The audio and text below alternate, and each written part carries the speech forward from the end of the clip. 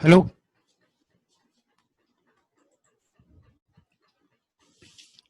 Hello. Square feet gardening द्वारा आयोजित इस 5th वेबिनार में मैं आप सबका स्वागत करता हूं।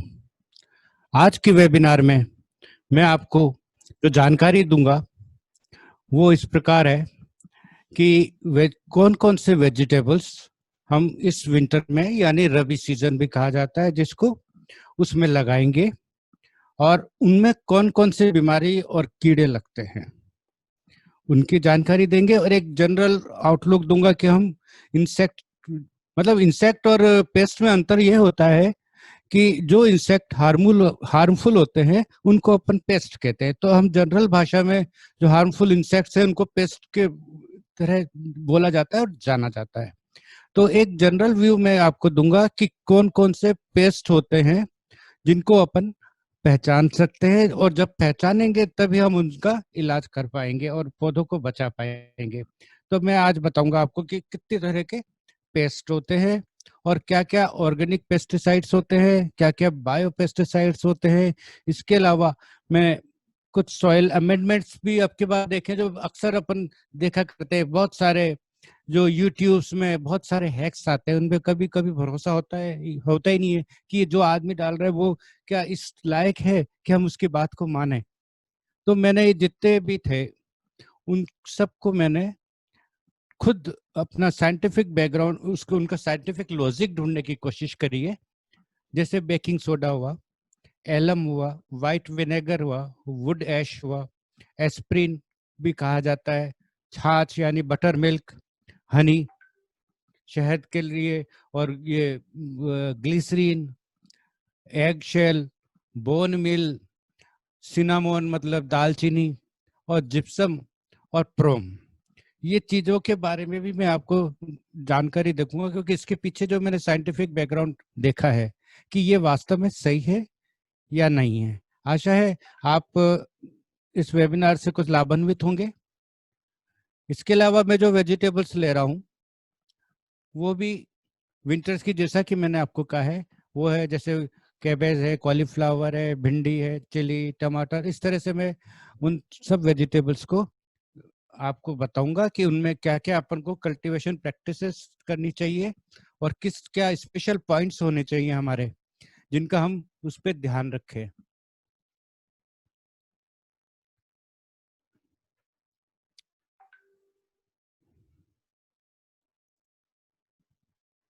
तो ये हमारा जो वेजिटेबल्स होते हैं इसमें से काफी, वैसे तो बहुत सारे होते हैं पर मैंने उसमें से कुछ मेजर लिए हैं जिससे आप उन, और मैंने इन सबको टेक्सोनोमी मतलब फिर उनकी कौन कौन से परिवार के हैं वो इसमें वो किस तरह से आते हैं। और इसके पीछे कारण ये है कि मैं फैमिली वाइज इसलिए डिस्क्राइब कर रहा हूँ क्योंकि एक फैमिली में मोस्ट जो बीमारी और कीड़े आते हैं वो सब लगभग उन सारे फैमिली के मेंबर्स में पाए जाते हैं। जैसे कि कोल क्रॉप्स मतलब फूल गोभी वाली जो फैमिली है जिसमें आता है कैबेज, कॉलीफ्लावर, नोलखोल, चाइनीज कैबेज, ब्रोकली, ये आते हैं इसमें। फिर आती है नंबर 2 पे मालवेसियस क्रॉप मतलब मालवेसी फैमिली के, जिसमें भिंडी आती है। भिंडी वैसे साल भर लगाई जाती है, अभी विंटर्स में भी लगा सकते हैं अपन। फिर आती है हमारी सबसे बड़ा ग्रुप जो इस विंटर्स में होता है वो सोलेनेसी फैमिली से होता है। उसमें chilli, tomato, potato, sweet pepper मतलब कैप्सिकम और ब्रिंजल आदि। चौथा चौथा हमारा ग्रुप है लेग्यूम्स का जिसमें पी आती है, मटर, और रूट क्रॉप्स में radish, carrot, beetroot, turnip, onion और पोटैटो आदि आते हैं। अच्छा, लीफ वेजिटेबल्स का अपना अलग महत्व है जिसके बिना अपना भोजन भी है अधूरा है, और इसके अलावा न्यूट्रिशन जो देते हैं वो सबसे ज्यादा लीफी वेजिटेबल से मिलता है। तो लीफी वेजिटेबल्स में होते हैं मेथी, कोरिएंडर, स्पाइनेच, पार्सले, लेट्यूस, स्केल। तो ये जिस पार्सले, लेट्यूस आगे वगैरह जो हैं ये सैलेड आइटम्स हैं जिनमें बहुत मतलब जिनको प्राय यूज करना बहुत फायदेमंद होता है न्यूट्रिशन के लिए। तो सबसे पहले मैं अब आपको जानकारियां दूंगा पेस्टिसाइड्स की। ऑर्गेनिक पेस्टिसाइड्स किसे कहते हैं? जो ऑर्गेनिक मतलब सोर्स से जो बनाए जाते हैं वो ऑर्गेनिक पेस्टिसाइड्स कहते हैं। जैसे नीम लीफ एक्सट्रैक्ट, इसको एनएलई भी कहते हैं। इसको बनाने के लिए बहुत आसान और सबसे सस्ता और इजी वो है नीम लीफ एक्सट्रैक्ट। उसमें क्या करेंगे कि हम नीम के पेड़ से पत्तियां तोड़ के लाएंगे और चॉप करेंगे तो ठीक है, नहीं चॉप करें तो भी चलेगा, और उसको पानी में घोल देंगे। लगभग 1 किलो पत्तियां को हम 5 लीटर पानी के बाल्टी में भिगो के रख देंगे 3 दिन के लिए कम से कम। इसके बाद भी अगर आप रखना चाहते हैं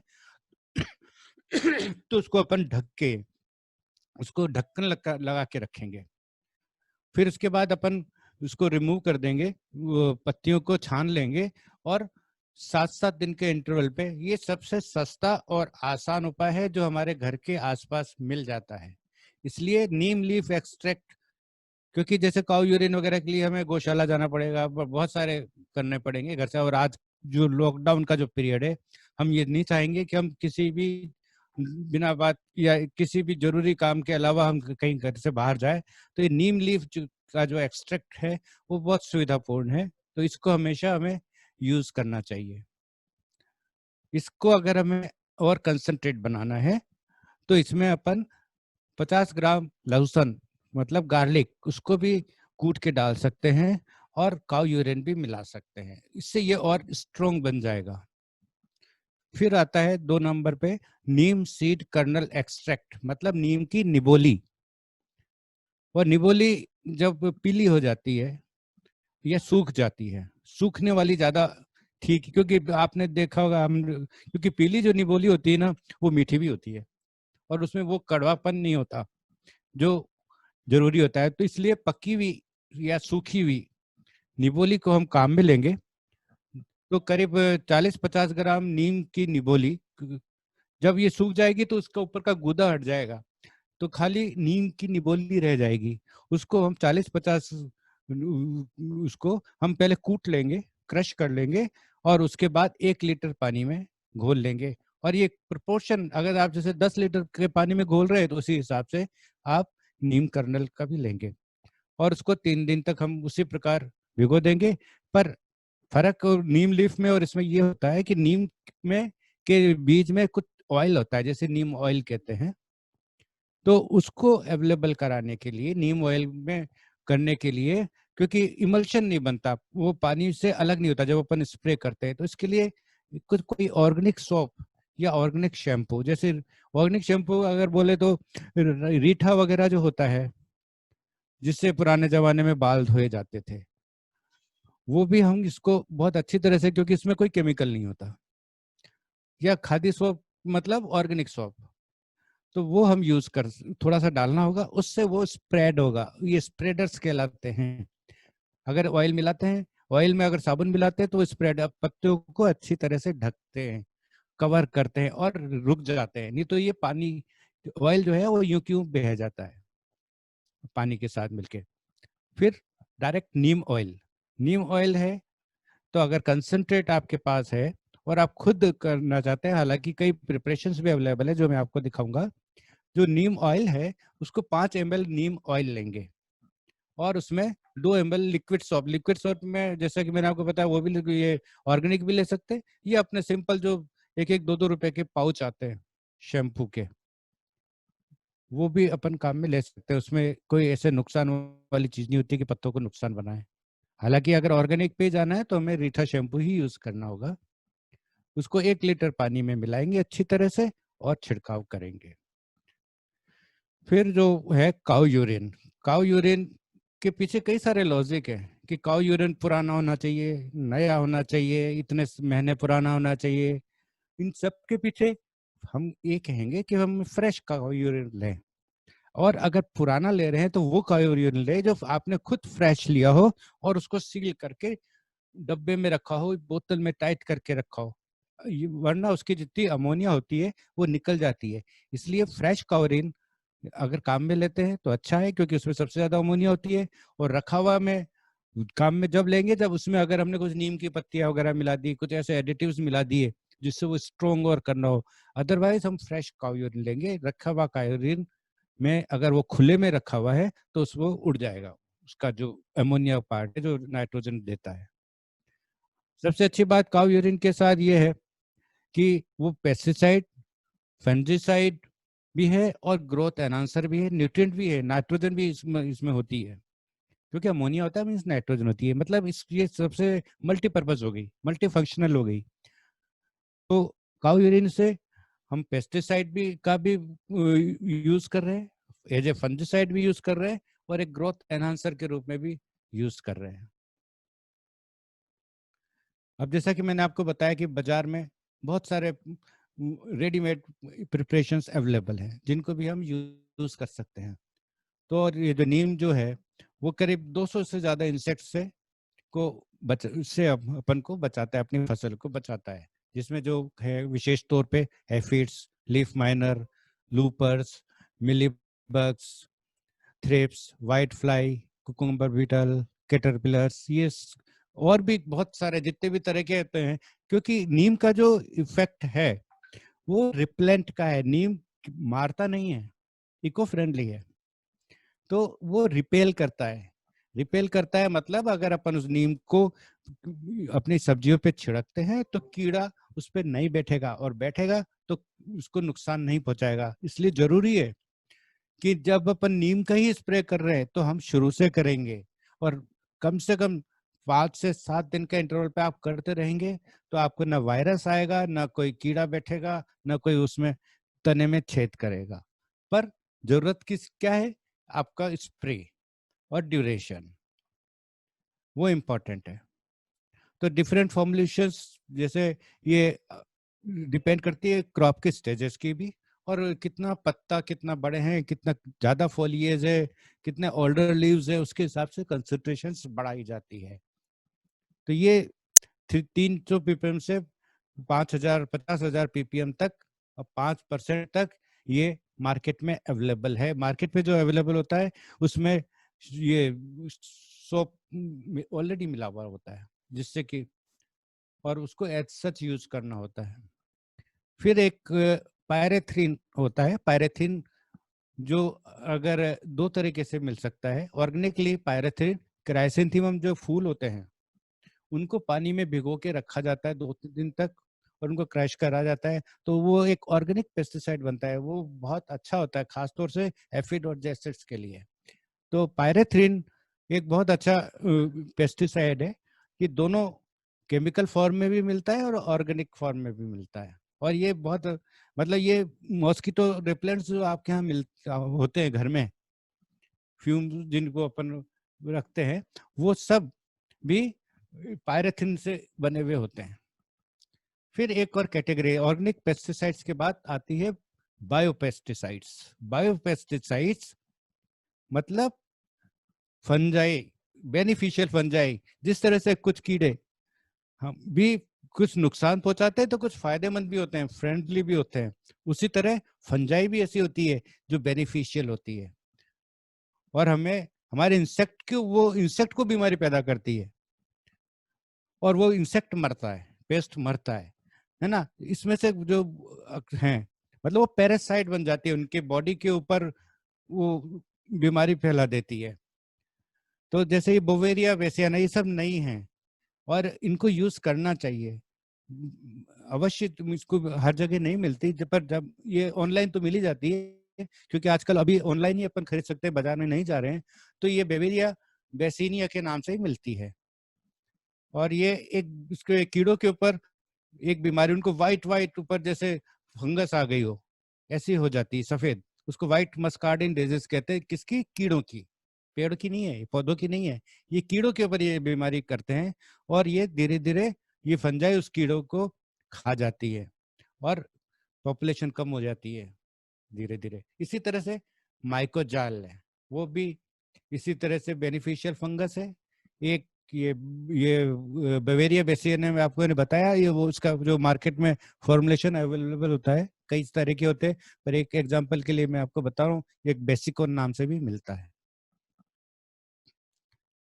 फिर सबसे बड़ी प्रॉब्लम है हमारे सामने स्टेम बोरर की, फ्रूट बोरर की और लीफ माइनर की, जो एक बार सब्जी के तने में, फल में, फूल में अगर ये घुस जाता है, पत्ते में, तो फिर क्योंकि आप स्प्रे जो कर रहे हो अपना सिस्टमेटिक नहीं है, अपना सरफेस स्प्रे है, नीम का है चाहे काऊ यूरिन का है चाहे किसी का है, कोई भी बॉडी इसके प्लांट में ऑब्जर्व नहीं होता, जबकि जो केमिकल पेस्टिसाइड्स होते हैं वो बॉडी में उस प्लांट की सेल सेप में चले जाते हैं और प्लांट खुद एक इंसेक्टिसाइड बन जाता है और इन कीड़ों को मारता है। हालांकि कीड़े मरते हैं और अपने को ज्यादा नुकसान होता है, क्योंकि उन पेस्टिसाइड्स का रेजिडुअल इफेक्ट बहुत ज्यादा होता है, और चूंकि सब्जियां बहुत जल्दी जल्दी तोड़ी जाती हैं, इसलिए इनका यूज अपन नहीं करते हैं। तो सबसे पहले तो ये बोरर्स है, कैटरपिलर्स है, उसको एक बीटी डस्ट होती है जो बैक्टीरियल होती है, बीटी डस्ट कहा जाता है, उनका भी डस्टिंग किया जाता है। वो बायोपेस्टिसाइड्स होते हैं, ये इसमें उत्कर्ष वगैरह में ऐसे मिलती है इन फॉर्मुलेशंस में। और जब जैसा कि मैंने आपको बेवेरिया बेसिने बताया, वो लीफ माइनर अक्सर अर्ली स्टेज के ऊपर आती है, कई बार मतलब लीव उसमें नर्सरी में भी आ जाती है। तो इससे बचने का, जो लीफ माइनर से बचने का बहुत आसान है, क्योंकि ये जो बेवेरिया बेसियाना है ना, इनका फाइटोटॉक्सिक इफेक्ट नहीं होता है पत्तों पे, जबकि नीम का या यूरिन का अगर स्ट्रॉन्ग आपने स्प्रे कर दिया यंग सीडलिंग्स पे, जिनके दो दो तीन तीन पत्ते ही आए हुए हैं, तो वो पत्ते खत्म हो जाते हैं, पौधा भी खत्म हो सकता है। पर ये बहुत सेफ पेस्टिसाइड है, वर्टिसिलियम लेसिनी, ये इस तरह से ये बायोपेस्टिसाइड्स हैं और सेफ है। अब हमने देख लिया कि हमें कौन कौन से पेस्टिसाइड, किस किस तरह के पेस्टिसाइड्स ऑर्गेनिक और बायोपेस्टिसाइड्स हैं, पर इन सब से ज्यादा जरूरी है हम अपने दुश्मन को पहचानना। हमारा दुश्मन कौन है उसको पहचानना, और उसकी क्या प्रवृत्ति है, क्या उसकी नेचर है, उसी से हम उसको कंट्रोल करते हैं।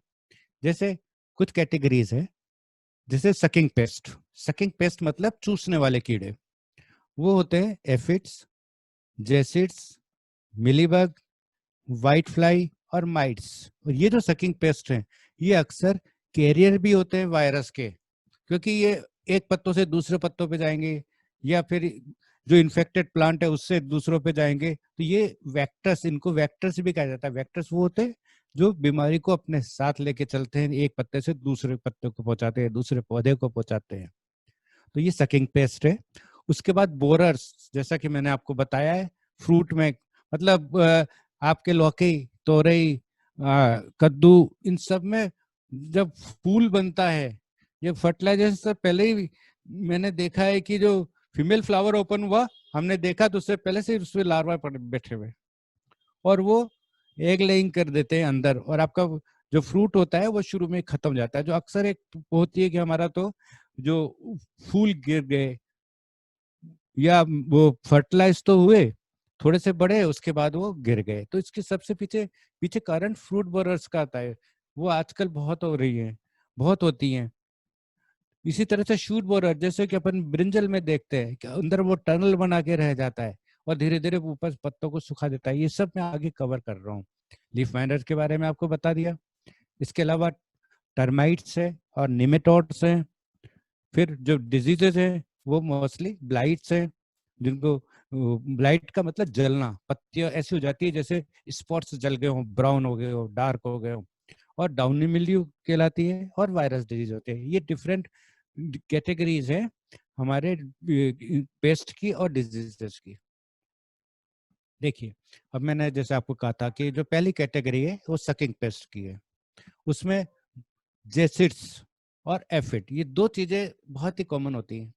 एफिड जो होते हैं उसमें पंख नहीं होते, विंगलेस होते हैं, और ये पत्तों के नीचे रहते हैं अक्सर।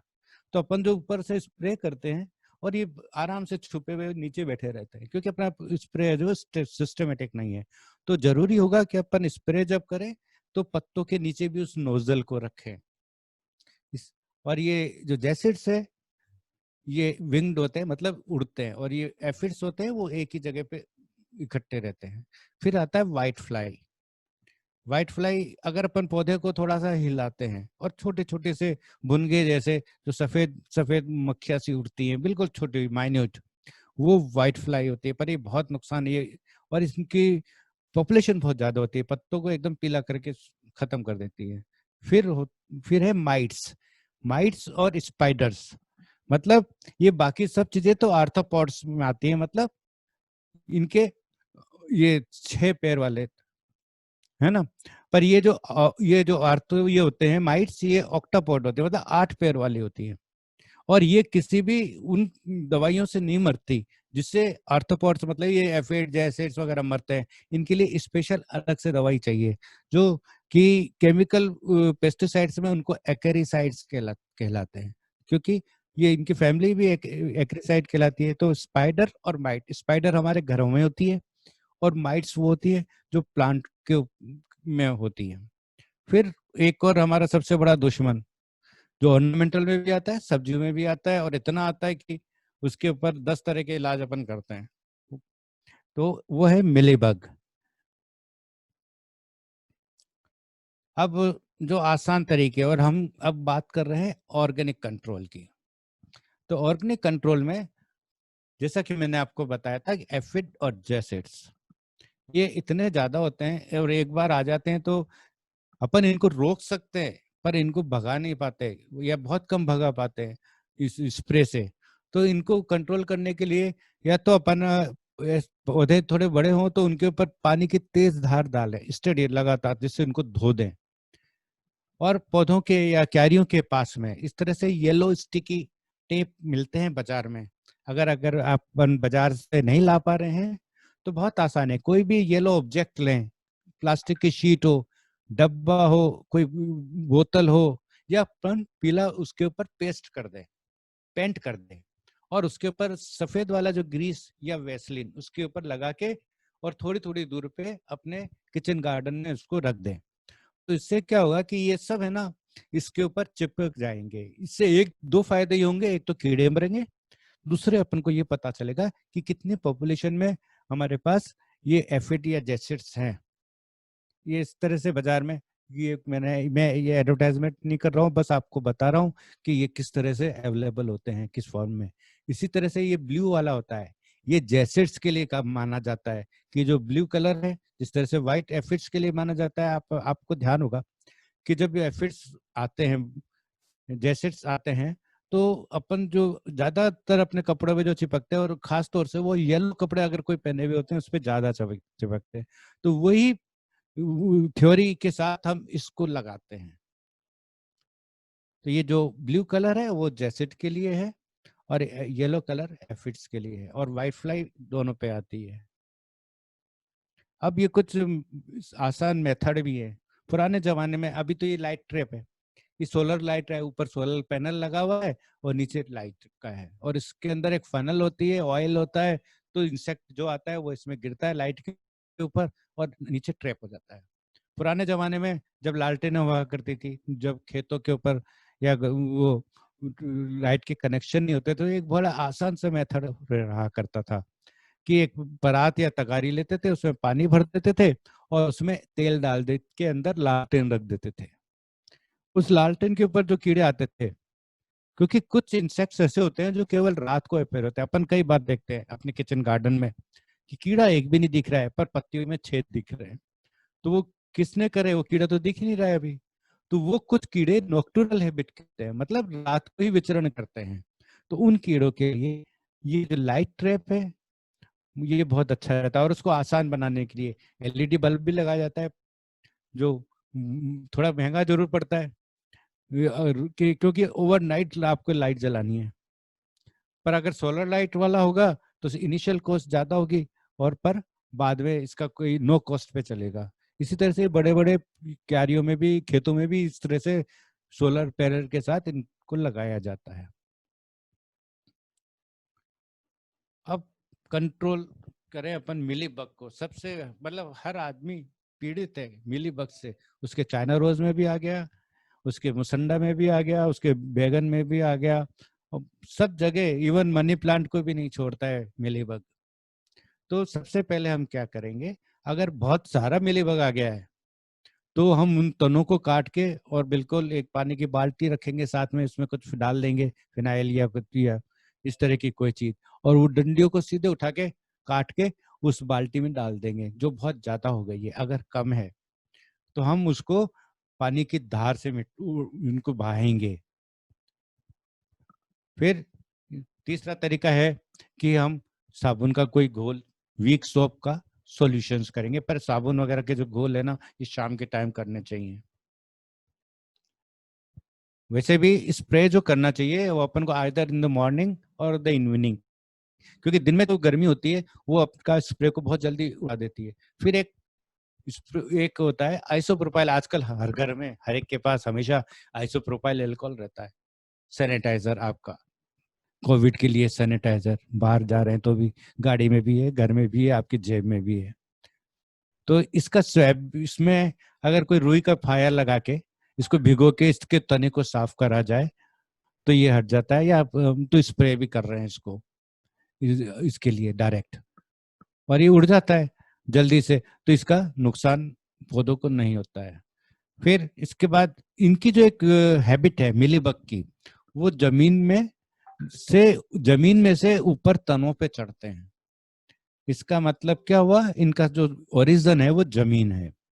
तो अगर एप्सम साल्ट मतलब सेंधा नमक, जिसको अपन कॉमन लैंग्वेज में कहते हैं सेंधा नमक मैग्नीशियम सल्फेट होता है, जो इससे है ना आपके एल्कलिनिटी नहीं बढ़ती है, खारापन जमीन में नहीं आता है। तो जहाँ पे अपना रूट सरफेस है प्लांट का, उस पे अपन सेंधा नमक लगा सकते हैं, बिखेर सकते हैं। उससे आपके वो जो स्लजेस आ जाते हैं, स्नेल्स आते हैं, वो भी नहीं आएंगे। और मिलीबग क्योंकि नीचे से ऊपर चढ़ता है, जैसे कि मैंने आपको बताया, वो सब आपके कंट्रोल होंगे क्योंकि ऊपर नहीं जाएंगे। फिर नीचे जो वुडी स्टेम जो होता है, जैसे चाइना रोज हुआ या ये ब्रिंजल वगैरह का भी बहुत हार्ड वो होता है स्टेम, उसके ऊपर अपन ग्रीस या वेसलिन लगा सकते हैं, उससे वो चिकने हो जाते हैं। एक सिंपल सा मेथड अपन ने बना दिया कि अपन को जमीन से ऊपर चढ़ने से रोकना है, उसको स्लिपरी बना दिया हमने ग्रीस से, या वहीं चिपक जाते हैं। तो ग्रीस भी लगा सकते हैं। एक और आसान तरीका जो अच्छे मोटे स्टेम वाले ऑर्नामेंटल है, चाइना रोज है, मुसंडा है, पपाया है, इन सब पे इनके तने के ऊपर अपन प्लास्टिक रिबन, कोई भी कलर हो, इन इरेस्पेक्टिव हो, एक रिबन 1 इंच की अपने प्लास्टिक की थैलियों में से करके, या प्लास्टिक की थैलियां चारों तरफ पट्टी बनानी पड़ेगी। अगर आप धागे वगैरह से करेंगे तब तो ये कीड़े चढ़ जाएंगे, पर आपको एक रिबन जैसी बनानी पड़ेगी, या टेप उसके चारों तरफ, अपन चारों तरफ टेप लगा देंगे कम से कम जमीन से 1 फीट ऊपर तक, तो ये मिलीबग नीचे से ऊपर नहीं चढ़ेगा।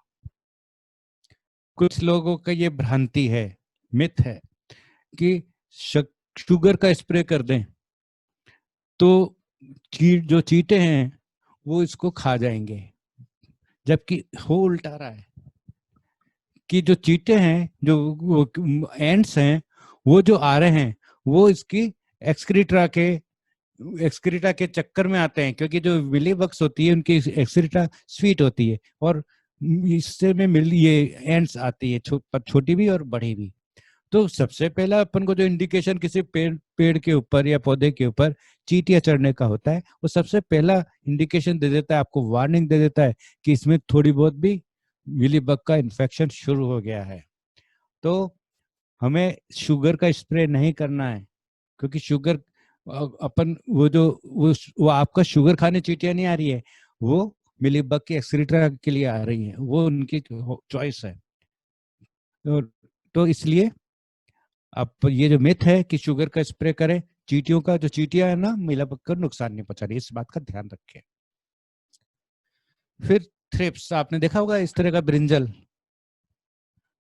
ऐसे ऐसे डिसकलरेशन ऑफ द स्क्रीन, मतलब क्वालिटी डिटोरिएट हो जाती है। आप बाजार से नहीं खरीदेंगे, घर में तो फिर भी खा लेंगे, पर बाजार से कभी भी नहीं खरीदेंगे, क्योंकि अंदर नुकसान नहीं होता, केवल स्किन खराब होती है। तो ये क्वालिटी डिटोरिएट करता है, ये पत्तियों को सोचता है। और इलाज तो हमारे पास ऑर्गेनिक पेस्टिसाइड्स जो मैंने आपको पहले बताए वही है। अब सबसे जो है, मतलब जो इंसेक्ट कहना चाहिए, स्पाइडर माइट्स, जो कि बहुत मुश्किल से कंट्रोल होता है अगर हो जाता है। तो आप ये देखेंगे ऐसे जाली जैसा बना हुआ है, जाल जैसे घर में हो जाता है, इस तरह से पौधों के बीच में जाल बन जाता है और ये माइट्स बन जाते हैं। अब जैसा कि मैंने आपको कहा कि ये आसानी से कंट्रोल किसी से भी नहीं होते, नीम से भी नहीं होते, अल्कोहल से अब हो सकते हैं क्योंकि अब अपन यूज करने लगे, हो सकता है अल्कोहल से खत्म हो जाए। पर एक देसी इलाज जो है, ऑर्गेनिक तरीका ये है कि कुछ आटा या मुल्तानी मिट्टी, उसको अपन पानी में घोल लें, थोड़ा सा गाढ़ा सा, जिससे वो अपन स्प्रे कर सके इस कंसिस्टेंसी का, और उसको सुबह के टाइम हम पूरे पौधे पे छिड़क दें। तो जब गर्मी होगी तो ये आटा सूखेगा और ये जो माइट्स होंगे वो वो ड्राई होंगी उसके साथ के साथ वो, और उसको पकड़ लेंगी, जकड़ लेंगी। इस तरह से वो खत्म हो जाएंगे और ये इस तरह से हम स्पाइडर मैट से बच सकते हैं। ये पत्तों के ऊपर भी करना है और पत्तों के नीचे भी करना है। फिर फंगल डिजीजेज जो होती है, जैसे कि आपको बताया, कुछ न्यू मिल्ड्यू होती हैं, कुछ ब्लाइट्स होती है, अर्ली ब्लाइट, लेट ब्लाइट, कुछ लीफ स्पॉट्स होते हैं, एंथ्रेक्नोज कहलाते हैं। अर्ली ब्लाइट वगैरह में आप देखेंगे कि रिंग बन जाती है, सर्कुलर रिंग्स बन जाती हैं, लेट ब्लाइट होती है। पर हमारे पास ऑर्गेनिक पेस्टिसाइड के नाम पे हमारे पास कॉपर फंजीसाइड है, कॉपर फंजीसाइड्स को अपन यूज कर सकते हैं। और इसलिए कर सकते हैं क्योंकि ये सरफेस पे रहते हैं और अब जो ये काम में लेने से पहले अपन सब्जी को धो लेते हैं, तो ये इनका इफेक्ट नहीं आता है। जबकि जो केमिकल पेस्टिसाइड्स, इंसेक्टिसाइड्स होते हैं, वो एब्जॉर्ब हो जाते हैं उसके स्किन में। तो अपन इन फंजीसाइड्स को, जो डाइथेन M45 है, डाइथेन Z78 है, इनको 3 ग्राम पर लीटर के हिसाब से अपन स्प्रे कर सकते हैं। नहीं तो अब जैसे लीफ में डैमेज होने लग गया, आप ये देख रहे हैं, ये टोमेटो में जो अर्ली ब्लाइट आई हुई है, इससे धीरे धीरे आपका फोटोसिंथेटिक एरिया खत्म हो जाता है। फोटोसिंथेटिक एरिया खत्म होना मतलब पौधे ने अपना भोजन बनाना बंद कर दिया और धीरे धीरे येलो हो जाएंगे, और जो पत्तियां येलो होने शुरू हो जाती हैं वो भोजन बनाने के बजाय भोजन खाना शुरू कर देती हैं। इसलिए हम कहते हैं कि जो भी लीव्स येलो हों उनको अपन को पौधे से हटा देनी चाहिए, क्योंकि वो सिंक के बजाय सोर्स के बजाय सिंक बन जाती है, उनमें जाना, न्यूट्रिएंट जाना शुरू हो जाता है। क्योंकि वो रिकवरी एनर्जी चाहिए प्लांट को, उनको रिकवर करने के लिए वो नहीं मिलती, वो न्यूट्रिएंट को, जो इनहेरेंट न्यूट्रिएंट है वो यूज होने लग जाता है। फिर वायरस डिजीज, पूरी दुनिया अभी वायरस से पीड़ित है और पेड़ तो कभी से थे। और हम ये भी जानते हैं कि वायरस का कोई कंट्रोल मेजर नहीं है, ये केवल फैलता है। और उसके वेक्टर्स, कैरियर्स कौन बनता है, माध्यम कौन बनता है, वो इम्पोर्टेंट है। उसको हम नष्ट करेंगे। तो वायरस को नष्ट करने का कोई इलाज नहीं है, अगर हो जाता है तो उसका एक ही तरीका है, प्रिवेंटिव मेजर। तो प्रिवेंटिव मेजर्स में वो वेक्टर्स, वो या वो इंसेक्ट्स जो कि इसको लेके एक पेड़ से दूसरे पेड़ पे से तीसरे पेड़ पे घूमती है और ये बीमारी को फैलाती जाती है, उनको हमें अपने पौधे पे नहीं आने देना है। तो इसीलिए मैं कहता हूँ कि जो ही 3-4 पत्तियों का पौधा हो जाए, आपको अगर ऑर्गेनिक ग्रो करना है कोई चीज, तो एक ही तरीका है कि हर 5-7 दिन में आप कोई भी ऑर्गेनिक पेस्टिसाइड रिपीटेडली यूज करें। आजकल बाजार में बहुत अच्छे स्प्रेयर्स आ गए, पावर स्प्रेयर्स भी आ गए। मेरे पास तो पहले ऐसे था 2 लीटर का 3 लीटर का स्प्रेयर, तो थक जाता था करते करते। जब से मैं पावर स्प्रेयर लाया हूँ, बहुत आसान हो गया मेरे लिए इस शेड्यूल को मेंटेन करना। एक आप ट्रिगर दबाइए और सारे में आप आराम से पूरा शावर कर दीजिए सारे, और 15 दिन तक भी मेरे को उसको चार्ज नहीं करना पड़ता, क्योंकि एक आधा घंटा भी नहीं चलता। आधे घंटे में मेरा करीब 2,000 स्क्वायर फीट का जो मेरी छत है, 2,500 की, वो पूरी मैं कर पाता हूँ। तो आसानी ज्यादा जरूरी है, किस लिए कि हम शेड्यूल को मेंटेन कर पाए। इसी तरह से एक और कारण होता है किसी भी बीमारी का, न्यूट्रिएंट डेफिशिएंसीज। वो पोटेशियम से भी हो सकती है, सोडियम से, कैल्शियम से। ये जो होता है मैक्रोन्यूट्रिएंट्स, और आपने देखा होगा कि माइक्रोन्यूट्रिएंट्स, मैक्रोन्यूट्रिएंट्स, सेकेंडरी न्यूट्रिएंट्स, ये होते हैं जिनकी कमी से पौधों में की क्वालिटी और कमजोर हो जाते हैं पौधे। एक और ये आता है रूट नोट निमेटोड्स। ये रूट नोट निमेटोड्स जो होते हैं, ये आप इसको अपने लेग्यूम्स की जो नोड्यूल्स होते हैं उससे कंफ्यूज नहीं करना चाहिए। क्योंकि उसमें विशेष, इसमें डिफरेंस क्या होता है, जो लेग्यूम्स के जो गांठें बनती हैं दाल वाली फसलों की, सब्जियों की, उसमें ये फर्क होता है कि वो जो लेग्यूम्स वाली जो गांठें होती हैं वो एक सरफेस पे होती हैं, एक तरफ होती हैं जड़ के, जो हेयर रूट हेयर सुके, जबकि ये पूरा जड़ को इस तरह से गठीला बना देती है। और धीरे धीरे जो वो ट्रांसलोकेशन होता है नीचे से ऊपर जाने का, पौधों का पानी का, न्यूट्रिएंट का, वो खत्म हो जाता है और पौधा धीरे धीरे सूखने लग जाता है। इसके लिए हमारे पास एक ही इलाज है कि अगर ट्रैप क्रॉप लगाए, जैसे गेंदा बहुत इसमें कारगर साबित हुआ है। अगर आप अपनी क्यारियों के में गेंदे के 1-2 पौधे लगाते हैं तो क्या होगा कि गेंदे से ये सारे जितने भी निमेटोड्स होंगे वो उस गेंदे के पौधे में जाएंगे और इसकी जड़ों में ये फूलते जाएंगे, और फिर बाद में जब हार्वेस्टिंग करेंगे तो इस पौधे को अपन निकाल के बाहर फेंक देंगे। तो इस तरह से रिपीटेडली अगर अपन गेंदा लगाते जाएंगे तो धीरे धीरे ये निमेटोड की प्रॉब्लम सॉल्व होगी। फिर है वो अपन जब पॉटिंग करें, ट्रांसप्लांटिंग करें, तो ग्रोइंग मीडिया में नीम की खली मिलाएं। नीम के एक बहुत रिप्लेंट है, और इसको उखाड़ते टाइम ये ध्यान रखें कि कोई भी जड़ का कोई भी पार्ट इसमें छूटे नहीं आपके पॉटिंग में, नहीं तो ये निमेटोड्स फिर ग्रो करता रहेगा, बहुत फास्ट ग्रो करता है ये। और अपन को एक रोटेशन एक चीज होती है, मतलब एक फसल, मतलब जो ससेप्टेबल जो फसल हैं इसकी वो है क्रूसीफर्स, मतलब ये जो केबेज है, कॉलीफ्लावर्स है, मस्टर्ड है, वो ससेप्टेबल है। फिर जो कुकर बिट्स है, मतलब लौकी, तोरई, कद्दू, इनकी जड़ें अपन कई बार उखाड़ते हैं और ऐसी गठली गठीली निकलती हैं, इसका मतलब कि उसमें आपकी जमीन में निमेटोड है, तो हमको सावधान होना है, क्योंकि ये चलती रहेगी बेल, बहुत अच्छी आएगी, पता चला महीने 2 महीने तक बढ़िया चल रही है, और जब फूल और फल लगने का टाइम आया तब तक नीचे इतना निमेटोड बन गया कि आपका फूल वगैरह कुछ भी नहीं होगा और ये धीरे धीरे सूखने शुरू हो जाएगी। एक जनरल बरसात के मौसम में स्नेल्स आ जाती हैं, स्लेजेस आ जाते हैं, तो ये भी नुकसान पहुंचाते हैं, नीचे नीचे रहते हैं पर ये खा जाते हैं पत्तों को, यंग यंग प्लांट्स को खा जाते हैं। उसके लिए साल्ट का सॉल्यूशन का स्प्रे करते हैं तो ये गल जाते हैं एकदम, स्नेल्स वगैरह। अब हम आते हैं वेजिटेबल फैमिलीज पे, जैसे कि मैंने आपको पहले बताया कोल क्रॉप्स। कोल क्रॉप्स की जो कैटेगरी है उसमें कैबेज, कॉलीफ्लावर, नॉल कोल मतलब गार्ड गोभी, चाइनीज कैबेज एंड ब्रोकली, ये मुख्य हैं। इनकी हम सोइंग जो जैसे सितंबर अक्टूबर में हम कैबेज की, गार्ड गोभी की, नॉल खोल की और चाइनीज कैबेज की हम सितंबर अक्टूबर में इसकी नर्सरी सोइंग करेंगे, और कॉलीफ्लावर एंड ब्रोकली की हम अक्टूबर नवंबर में नर्सरी तैयार करेंगे। अब मैं एक चीज, सबसे इम्पोर्टेंट चीज ऑर्गेनिक कल्टीवेशन में क्या होती है कि अपन को कल्चरल मैनिपुलेशन भी करने होते हैं, यानी अपन मेंटेन करें सोइंग डेट्स को भी, कि किस समय पे हमारे को पौधे को कम से कम कीड़े आएंगे।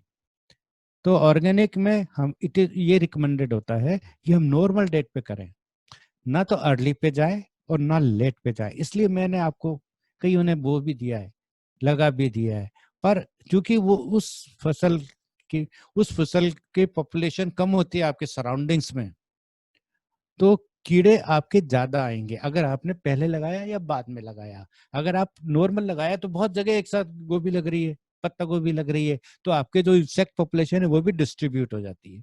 इसलिए ऑर्गेनिक कल्टीवेशन के लिए जरूरी है कि अपन जल्दबाजी नहीं करें बोने की, और सही मतलब जो नॉर्मल टाइम है उसमें बोएंगे तो आपके इंसेक्ट कम लगेंगे, तो आपके पेस्टिसाइड वगैरह, ऑर्गेनिक पेस्टिसाइड भी कम छिड़कना पड़ेगा। तो इसकी हम नर्सरी तैयार करते हैं और इसको 1 फीट बाई 1 फीट के डिस्टेंस के ऊपर 5 से 7 लीफ की जब स्टेज हो जाती है उसको ट्रांसप्लांट करते हैं। ये तो पॉट्स की बात करते हैं, इसके अलावा मैंने 1.5 किलो की जो प्लास्टिक की जो ब्लैक थैली आती है उसमें भी एक एक पौधा लगा के बहुत अच्छे से फुल ग्रोथ प्राप्त करिए। तो आप जरूरी नहीं है कि कोई कंटेनर हो या कुछ हो, एक प्लास्टिक की थैली जो ब्लैक कलर की होती है उसमें नीचे छेद करे हुए और उसमें ग्रोइंग मीडियम भर के आप एक एक पौधा भी लगा सकते हैं। इस तरह से आप कई सारे थैलियों में कर सकते हैं। अब इसमें विशेष जो ध्यान रखने की जो चीजें होंगी गोभी को लगाने में या पत्ता गोभी को लगाने में, सबसे पहली बात, जैसा कि मैंने आपको पहले ही कहा कि नॉर्मल सीजन में बोना है। फिर इसके साथ एक और मजेदार बात मैंने खुद भी एक्सपीरियंस करी कि जहाँ मेरी गोभी लगी हुई थी, मैंने चाइना कैबेज भी लगाई थी। तो चाइनीज कैबेज कई जगह तो ठीक से नहीं उगी, और जहाँ उगी उसको मैंने हर क्यारी में एक एक चाइना कैबेज लगा दी, पत्ता गोभी और फूल गोभी के साथ। तो मैंने ये देखा कि चाइना कैबेज जो है उसमें सारे कीड़े जो उस क्यारी में आने थे वो सब केवल चाइना कैबेज में आए।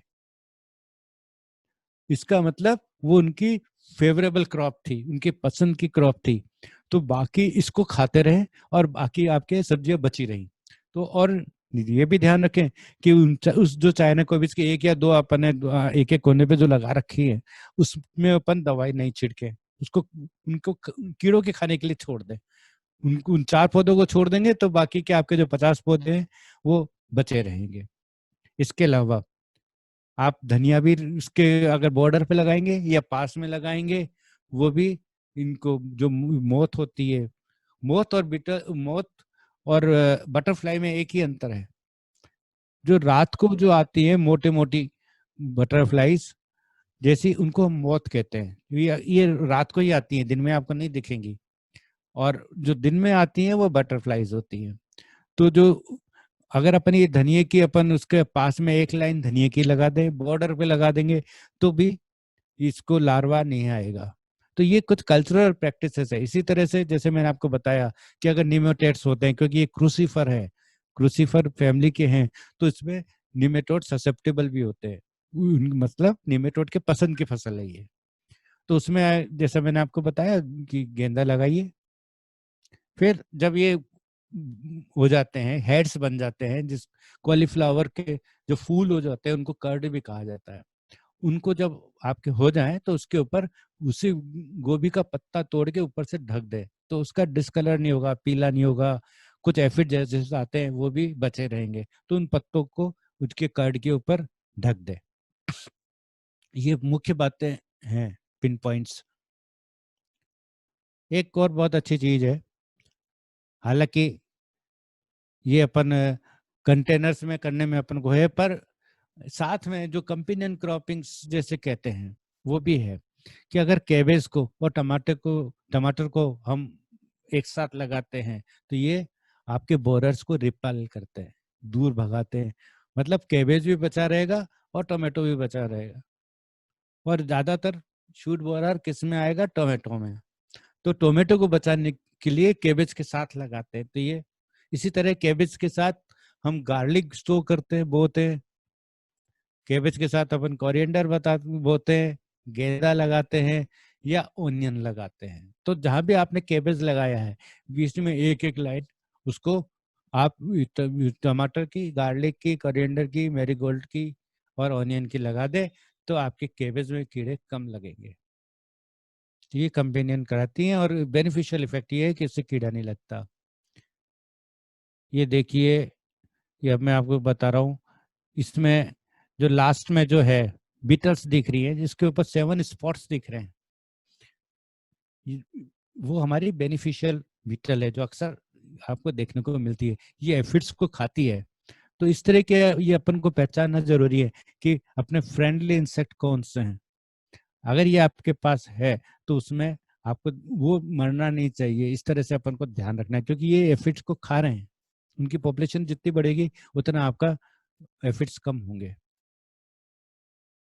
तो ज्यादातर जो बीमारी मुख्य रूप से जो कीड़े आते हैं वो देखिए कैबेज वर्म है, ये एफिड्स हैं, ये कटवर्म से। इलाज मैंने आपको इन जनरल पहले बताया है कि क्या आपको करना है। जो मेजर डिजीज आती हैं जिसमें ये डाउनी मिल्ड्यू होती है, जिसमें जो ब्रोकली हो या इसका कॉलीफ्लावर, ये बीच में से इसका बैठ जाता है उसका कर्ड, उसका फूल। तो इसके इसके जब शुरुआत ही आपको दिखे ऊपर से ब्राउन होना, तो आपको डाउनी मिल्ड्यू, जब इसको डाउनी मिल्ड्यू कहते हैं, तो इसके लिए डाइथेन M45 या Z78 का स्प्रे करना चाहिए। वायरस की मैंने बहुत तारीफ कर दी पहले ही आपके से कि है ना, वायरस कंट्रोल नहीं होता है, केवल अपन कर सकते हैं तो उन कीड़ों को जो आपके पास आपके पौधे में वायरस लेके आ रहे हैं, तो अपन को रिपीटेड स्प्रे करना है। इस तरह से मोज़ेक डिजीज होती है। फिर आई मालवेसियस क्रॉप यानी भिंडी। भिंडी लगभग अपन पूरे साल लगा सकते हैं, क्योंकि अपनी कोटा कंडीशन में तो लग ही जाता है। जहाँ पे फ्रॉस्ट वगैरह होता है, पाला पड़ता है, वहाँ पे विंटर्स में भिंडी नहीं लगा पाते, क्योंकि बहुत ससेप्टेबल हो जाती है ये। तो कोटा कंडीशन में हम आराम से भिंडी, लौकी, तोरई समर्स में, खरीफ में, मतलब रेनी सीजन में, स्प्रिंग सीजन में, सब में लगाते रहते हैं, लग सकती है। एक के बाद एक वापस लगा दीजिए। जब वो बड़ी हो गई है, लगा के अब इसमें कम होने वाला है, आपको वापस, तो 1 महीने पहले उसको उखाड़ने के 1 महीने पहले आप रिसोइंग कर दीजिए। जैसे अभी हमने रिसोइंग कर दी लौकी तोरी की, तो डायरेक्ट सोइंग होगी, क्योंकि इसका बीज मोटा है और इसको हम 1 वीक अक्टूबर में बोएंगे। स्पेसिंग हम 32 x 30, मतलब 1 फुट बाय 1 फुट की रखेंगे। और चूंकि सीड मोटा है, तो अच्छा ये रहेगा कि हम उसको ओवरनाइट पानी में भिगो दें। फिर व्हाइट फ्लाई और एफिड से बचाने के लिए, जैसे मैंने आपको कहा था, येलो स्टिकी ट्रैप्स लगाएं, और नीम का या काउ यूरिन का पेस्टिसाइड का स्प्रे हम 5 से 7 दिन में करें, क्योंकि एक बार ये येलो वेन मोज़ेक आ जाता है तो फिर ये सारे इसकी ग्रोथ खत्म हो जाती है। खासतौर से अगर अर्ली स्टेज पे आ जाएगा तो फ्लावर और इसके फ्रूट्स भी नहीं आएंगे। बहुत डिलेड स्टेज पे आता है तो फिर भी अपन को कुछ फल फूल मिल जाते हैं। फिर एक बोरर आता है, आपने देखा होगा कि भिंडी टेढ़ी होगी बीच में से और एक छेद हो रहा है, इसको फ्रूट बोरर कहते हैं। फिर इसमें माइट्स बहुत आता है, रेड स्पाइडर माइट आती है। आप जैसे जो फूल या जो इसकी बर्ड्स आती हैं, इनके ऊपर लाल रंग की रोली जैसे होती है, वो आ जाती है। तो इनको अच्छी तरह से धोइए बढ़िया, और जैसा मैंने आपको बताया कि फ्लोर मिक्स वाटर का स्प्रे करेंगे। व्हाइट फ्लाई ये भी कैरियर है वायरस का, और ये चूसने वाले कीड़े हैं। से येलोवेन, इसको जो भिंडी में जो वायरस डिजीज आती है, वो व्हाइट फ्लाई से आती है, और वो येलोवेन YMV वायरस कहलाता है। अब हम बात करें सोलेनेसियस क्रॉप्स की। सोलेनेसियस सबसे बड़ी फैमिली है इस विंटर के लिए। जो सबसे ज्यादा सब्जियां जो होती हैं वो सोलेनेसियस क्रॉप में फैमिली की होती है। जैसे आप देखिए, चिली है, टमाटो, स्वीट पेपर, ब्रिंजल आदि, ये सब सोलेनेसी फैमिली के मेंबर्स हैं। अब इनमें इनके मोस्टली सबके सीड बहुत छोटे होते हैं, इसलिए इनकी अपन को नर्सरी तैयार करनी पड़ती है। तो पर कैप्सिकम वगैरह जैसे शिमला मिर्च वगैरह होती है, या चेरी टमाटर वगैरह आता है, उनको लेट बोया जाता है जब ठंड आनी शुरू हो जाती है। जबकि चिल्ली, ब्रिंजल और टमाटो, इनकी नर्सरी हम अक्टूबर में तैयार कर देते हैं। नवंबर मतलब लेट वाली सीजन के लिए अगर अपन जाते हैं, और अक्टूबर का मतलब नॉर्मल सीजन। शिमला मिर्च जो है वो हम लेट, क्योंकि वो कोल्ड लविंग होती है, उसको ठंड की जरूरत होती है उसके अच्छे साइज के लिए, इसलिए हम उसको नवंबर में इसकी नर्सरी तैयार करते हैं, और इसको 30 सेंटीमीटर यानी 1 फीट बाई 1 फीट के डिस्टेंस के ऊपर उनको ट्रांसप्लांट करते हैं। अब इसमें इन सोलेनेसियस क्रॉप्स को बोने के लिए विशेष ध्यान रखना चाहिए। जो छोटे छोटे जैसे टिप्स कहते हैं ना, सारे चीजें तो बता दिए, पर ध्यान ही देने लोग लायक क्या चीजें हैं वो है इम्पोर्टेंट, जिससे अपन बचा सके। एक तो एक प्रैक्टिस जनरल होती है कि हर फसल के लिए एक अपन इसको स्पेशल टिप्स में विशेष ध्यान रखने वाली। जैसे बहुत आसान तरीका होता है नर्सरी, क्योंकि इन सबकी नर्सरी तैयार होती है और नर्सरी स्टेज से ही इसमें लीफ माइनर और वायरस सब आने शुरू हो जाते हैं। तो एक बहुत आसान सी तरीका है कि मॉस्किटो नेट जो अपनी होती है, छोटी सी मॉस्किटो नेट का एक नेट बना लीजिए जो आपकी नर्सरी के ऊपर लगा दे। जब तक ट्रांसप्लांट नहीं हो तब तक उस नेट के अंदर रखेंगे तो ना लीफ माइनर आएगा ना कोई वायरस आएगा और चिड़िया भी नहीं खाएगी। तो नर्सरी को अपन अगर मॉस्किटो नेट से ढक देंगे तो बहुत फायदे हैं। फिर इस प्रोम प्रोम का नाम आपने सुना है या नहीं सुना, पर प्रोम जो होता है ये एक फास्फोरस रिच ऑर्गेनिक मैन्योर होता है। इसका डिटेल मैं आपको आगे बताऊंगा। ये भी ऑर्गेनिक फास्फेट, ये रिप्लेस करता है डीएपी को और सुपर फास्फेट को। और हमारे जो सोलेनेसियस क्रॉप्स जो हैं उनकी रिक्वायरमेंट ज्यादा है किससे, कैल्शियम मैग्नीशियम सल्फर की। इनकी रिक्वायरमेंट नॉर्मल क्रॉप से ज्यादा है, तो अपन को सप्लीमेंट करना पड़ेगा इनको। आप जो भी मैन्योर वगैरह दे रहे हैं उसके अलावा आपको ये देना पड़ेगा फास्फोरस और कैल्शियम। नहीं तो वो जो एक बीमारी आती है जो मैं आपको बताऊंगा आगे भी, वो ज्यादा होगी। तो प्रोम जो होता है वो मार्केट में इजीली अवेलेबल भी होता है और ऑनलाइन भी मिलता है। उसको हम करीब 20 ग्राम पर केजी सॉइल या 1 स्क्वायर फीट या एक गमला जो है 1 फीट वाला, उसके हिसाब से अपन करीब 20 ग्राम के आसपास अपन प्रोम यूज करें। फिर होता है एग शेल, चॉक स्टिक, जो कैल्शियम की सप्लीमेंट्स है। पर एग शेल है या चॉक स्टिक है, ये सब स्लोली अवेलेबल होते हैं, तो डायरेक्ट नहीं होते कि जल्दी से मिल जाए। तो इनको अपन अपना जब कंपोस्टिंग तैयार कर रहे हैं कंपोस्ट बिन में ही डाल दें सीधा। एग शेल लिया, उनको अच्छे से क्रश किया जो आपने यूज करा है धो धा के, या और कुछ नहीं तो चॉक स्टिक जो जिससे अपन बच्चों को पढ़ाते हैं, जो बच्चे पढ़ते हैं बोर्ड पे, आजकल वो भी कम होता जा रहा है, स्केच पेन और वो हम जगह लेते जा रहे हैं। पर जो चौक, ऐसा मैंने देखा है कि अगर 2 चौक को एक एक गमले में आप लगा देंगे तो भी कैल्शियम की पूर्ति धीरे धीरे होती है। ये एक आसान तरीके हैं। फिर जैसा एक समय होता है कि आपको 5-7 दिन में आपको स्प्रे करना है जिससे कि वायरस वेक्टर्स और बोरस वगैरह से आपको बचाव हो।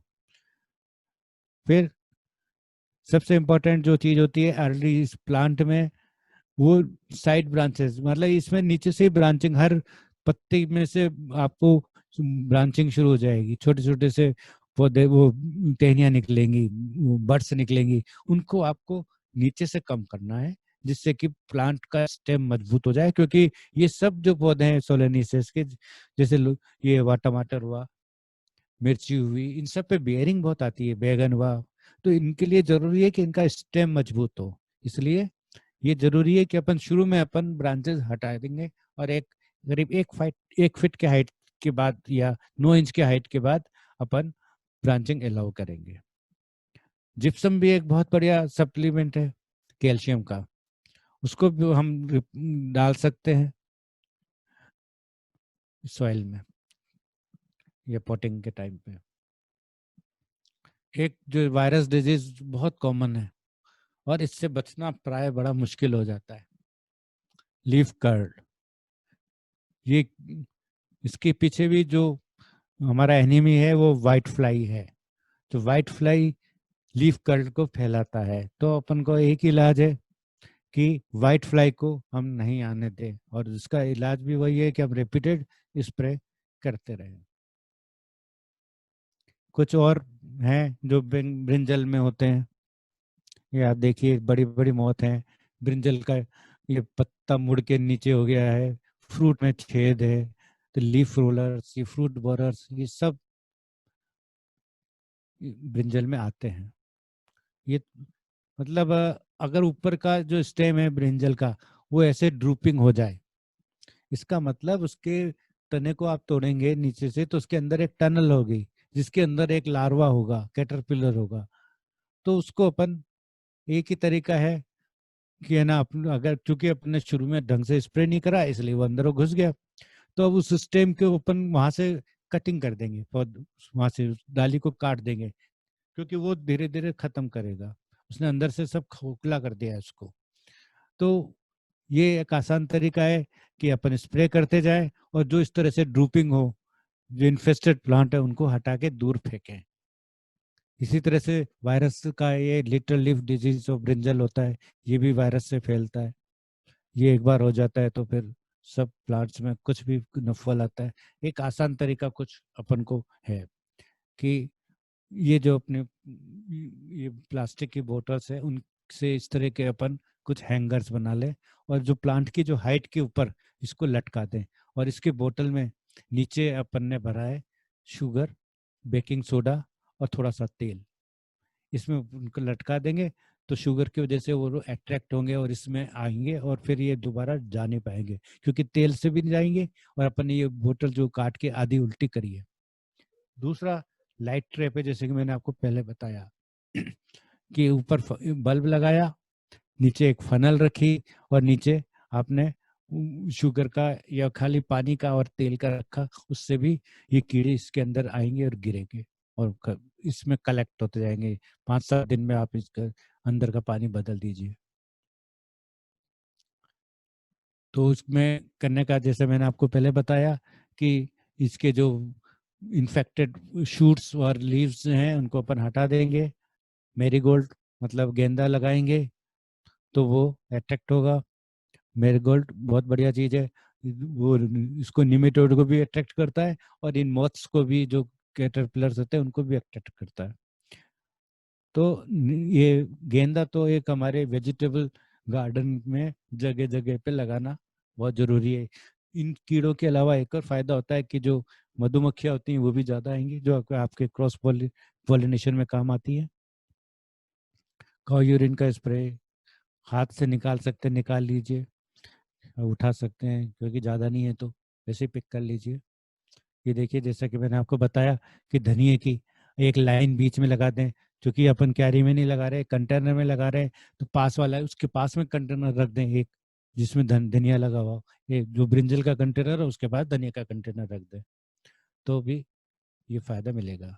देखिए देखिए कि जैसे 2 रो लगाते हैं तो ट्रैप क्रॉप कैसे टमाटर कर रहा है रिड्यूस। देखिए आप गेंदा का फूल आप नीचे देख रहे हैं, उसके अंदर लार्वे घुसे हुए हैं।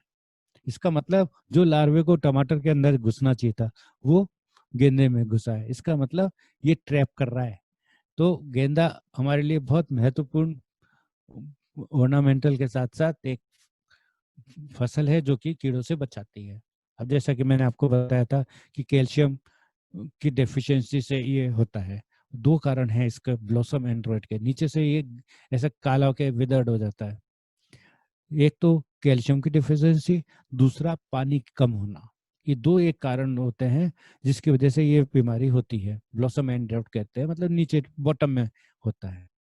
तो इसके लिए हम जब होना शुरू हुआ हो 1-2 में भी देख लिया हो अपन ने, तो कैल्शियम क्लोराइड का हम 0.5% का घोल का हम फ्रूट फॉर्मेशन के टाइम में, जब फ्रूट बन रहा है, फूल के बाद फ्रूट बनता है, जब थोड़ा छोटा सा ही फ्रूट बने तो हम कैल्शियम क्लोराइड का स्प्रे करेंगे और पानी की नमी बनाए रखेंगे। ये दोनों चीजें चाहिए। पानी की नमी इस चीज को, इसकी कैल्शियम की कमी को बढ़ाता है।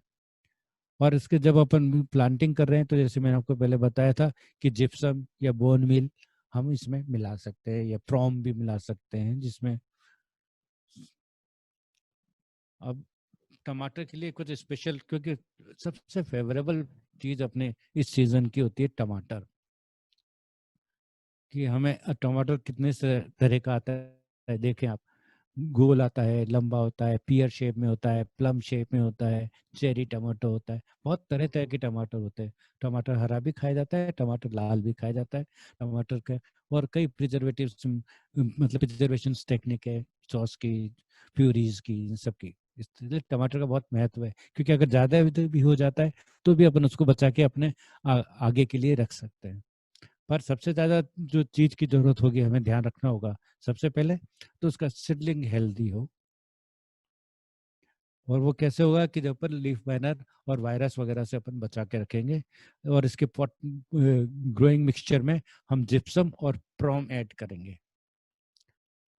ट्रांसप्लांटिंग करके जिस बेड में अपन लगा रहे हैं उसमें अपन जिप्सम और प्रोम जरूर डालें, तो ये हेल्दी टमाटर होंगे। और जो ये जो डिजीज पत्तियां हैं पीली हो गई हैं वो सब हटाते जाएंगे, क्योंकि ये जो पत्तियां अगर आपके कैरियो में रह गई तो परमानेंटली सोर्स बन जाएगा इन बीमारियों का, उन आगे आने वाली फसलों के लिए भी। फंगल डिजीजेस जैसे मैंने आपको बताया, ये बैक्टीरियल स्पॉट्स है, अल्टरनेरिया सोलानाई कहते हैं, इनके लिए डाइथेनम 45, ये बैक्टीरिया इसके लिए स्ट्रेप्टोसाइक्लिन यूज करा जाता है। तो इसी तरह से ये वायरस डिजीज के लिए जो वाइट फ्लाई से फैलती है, इसके लिए आपके नीम का स्प्रे पर शुरू से करेंगे।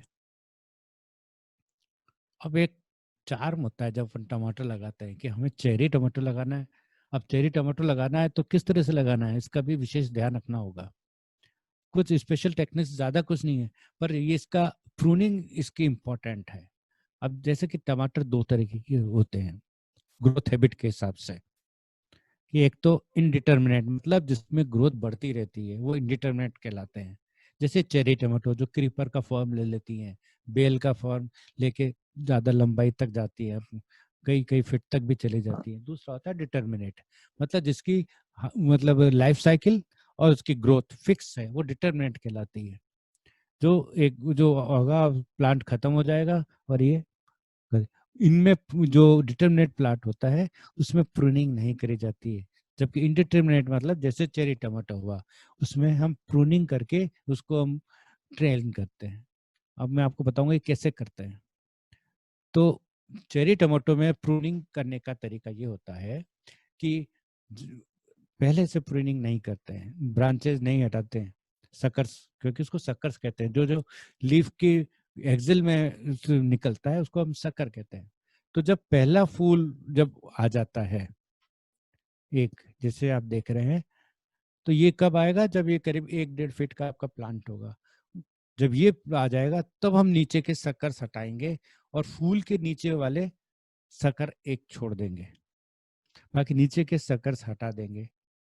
इस तरह से उसको छोड़ने से क्या होगा कि एक ब्रांचिंग होगी, वो वाई शेप में होगी। अच्छा, एक चीज और अक्सर देखी गई है कि जो सकर्स होते हैं वो कई बार बड़े हो जाते हैं, बड़े सकर्स हो जाते हैं। अगर अपन उसको अपन हाथ से उखाड़ते हैं तो तने को नुकसान पहुंचता है। तो उसके लिए उनको हम थोड़ा सा प्लक करेंगे ना, तो बिल्कुल तने के पास से नहीं करेंगे, थोड़ा सा जगह छोड़ के अपन करेंगे प्लक, जिससे कि तने को डैमेज नहीं हो।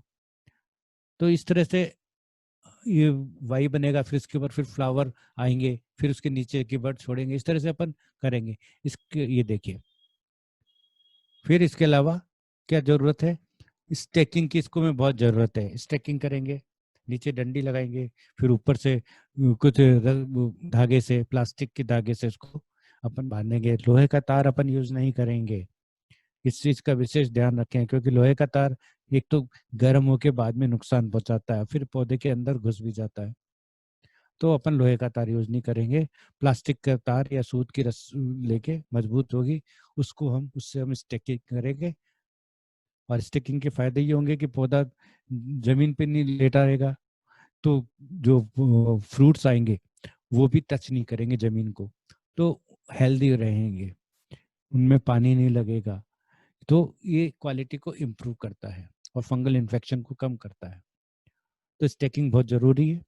अब ट्रेनिंग के भी 2-3 तरीके होते हैं, सिंगल स्टेम, 2 स्टेम और 3 stem. Plant to plant distance इसमें क्योंकि काफ़ी फैलता है, इसलिए अपन 1.5-1.5 फीट दोनों तरफ रखेंगे। ये देखिए, टाइप्स ऑफ प्रूनिंग में मैं आपको बताता हूँ। ये 2 स्टेम मतलब वाई जो मैं आपको बता रहा था, ये वाई है। फिर 3 स्टेम से आप ट्रेल कर सकते हैं। ये 2 मेथड होते हैं, 2 स्टेम या 3 स्टेम। पर कब करना है अपन को, फ्लावर जो फर्स्ट फ्लावर बंच जो है उसके बाद से नीचे से हटा के, और फ्लावर के नीचे वाला बंच को अपन 2 बार या 3 बार रखने हैं। ट्रेनिंग बहुत जरूरी है इनको, जिससे कि जमीन को टच नहीं हो पानी से और मिट्टी से खराब नहीं हो। और अगर बहुत ज्यादा बेयरिंग होती है तो इस तरह से हुक भी लगाए जाते हैं उनके सपोर्ट करने के लिए, कि तना नहीं टूटे। टमाटर बहुत तो बढ़िया हो रहा है, पर कहीं वो तना नहीं तोड़ दे। फिर लेग्यूमिनस क्रॉप आती है। लेग्यूमिनस क्रॉप का मतलब हुआ कि पीस, हम पीस को एक स्टैंडर्ड मान लेते हैं कि मटर, मटर बहुत शौक से अपन लगाते हैं। पर इम्पोर्टेंट चीज क्या है कि मटर के कम से कम आपके पास 50-60 पौधे हों तो आप मटर लगाइए, वरना नहीं लगाएं, क्योंकि 5-10 पौधे आपका शौक तो पूरा कर देंगे पर आपकी रिक्वायरमेंट पूरी नहीं कर पाएंगे। इसलिए अपन को अपने फैमिली साइज के हिसाब से हर वेजिटेबल का जो कंटेनर, जो पॉपुलेशन है या जो साइज है, वो उसी हिसाब से लेना चाहिए कि आपकी रिक्वायरमेंट क्या है। अगर भिंडी है तो आपके कितना बड़ा कंटेनर होना चाहिए आपके फैमिली साइज के। अगर आपकी फैमिली में 4 जने हैं तो आपके करीब 4x10 का एक कंटेनर तो भिंडी का होना ही चाहिए। इसी तरह से मटर का भी आपका होना चाहिए।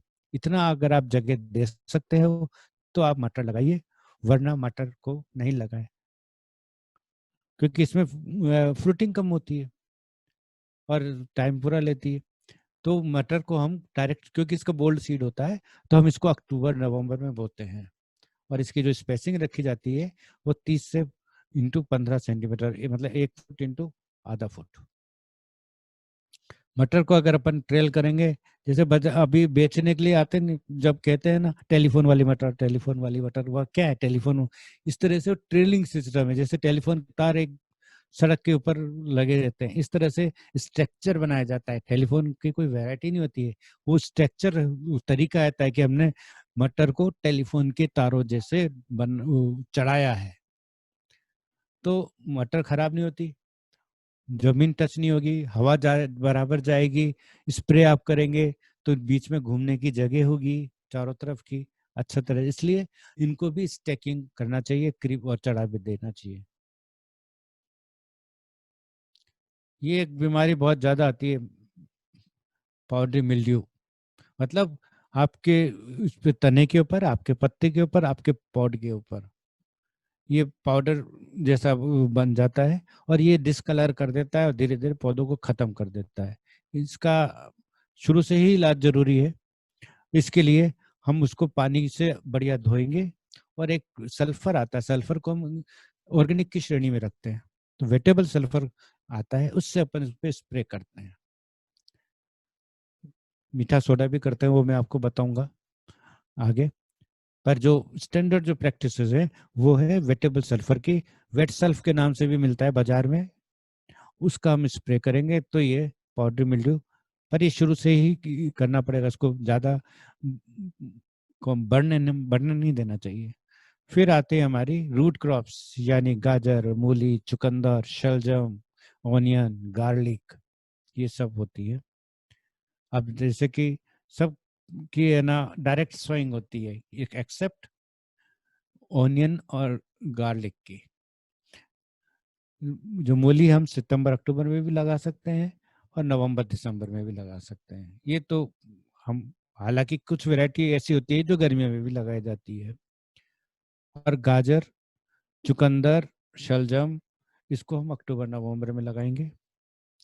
अब ऑनियन और गार्लिक जो है, वो ऑनियन की हम पौध तैयार करते हैं, नर्सरी तैयार 2 तरीके से लगाते हैं। एक तो उगी हुई जो प्याज होती है उसको अपन लगा देते हैं, तो वो क्या बन जाएगी आपकी स्प्रिंग ऑनियन, मतलब उस केवल पत्तों के लिए अपन खा रहे हैं, तो उगी हुई प्याज को आप लगा दीजिए जमीन में, वो बहुत अच्छे पत्ते देंगे, उसकी कटिंग लेते रहिए।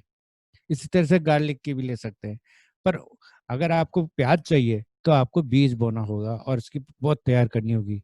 गार्लिक की तो फलियों को डायरेक्ट लगाया जाता है थोड़ी थोड़ी दूर के ऊपर, और वो फिर बाद में उसमें पूरा बल्ब बन जाता है। गार्लिक पे बीज नहीं होता है, गार्लिक वो खुद ही एक एक कली को अलग अलग करके लगाया जाता है। इसमें डिस्टेंस जो है वो 7.5 सेंटीमीटर जरूर रखनी चाहिए, नहीं तो आपको बैठती नहीं है अच्छी। इसमें जो ध्यान रखने की चीजें हैं वो है कि इनको रो में लगाना चाहिए, ब्रॉडकास्ट नहीं करना चाहिए, जिससे कि डिस्टेंस बराबर रहे।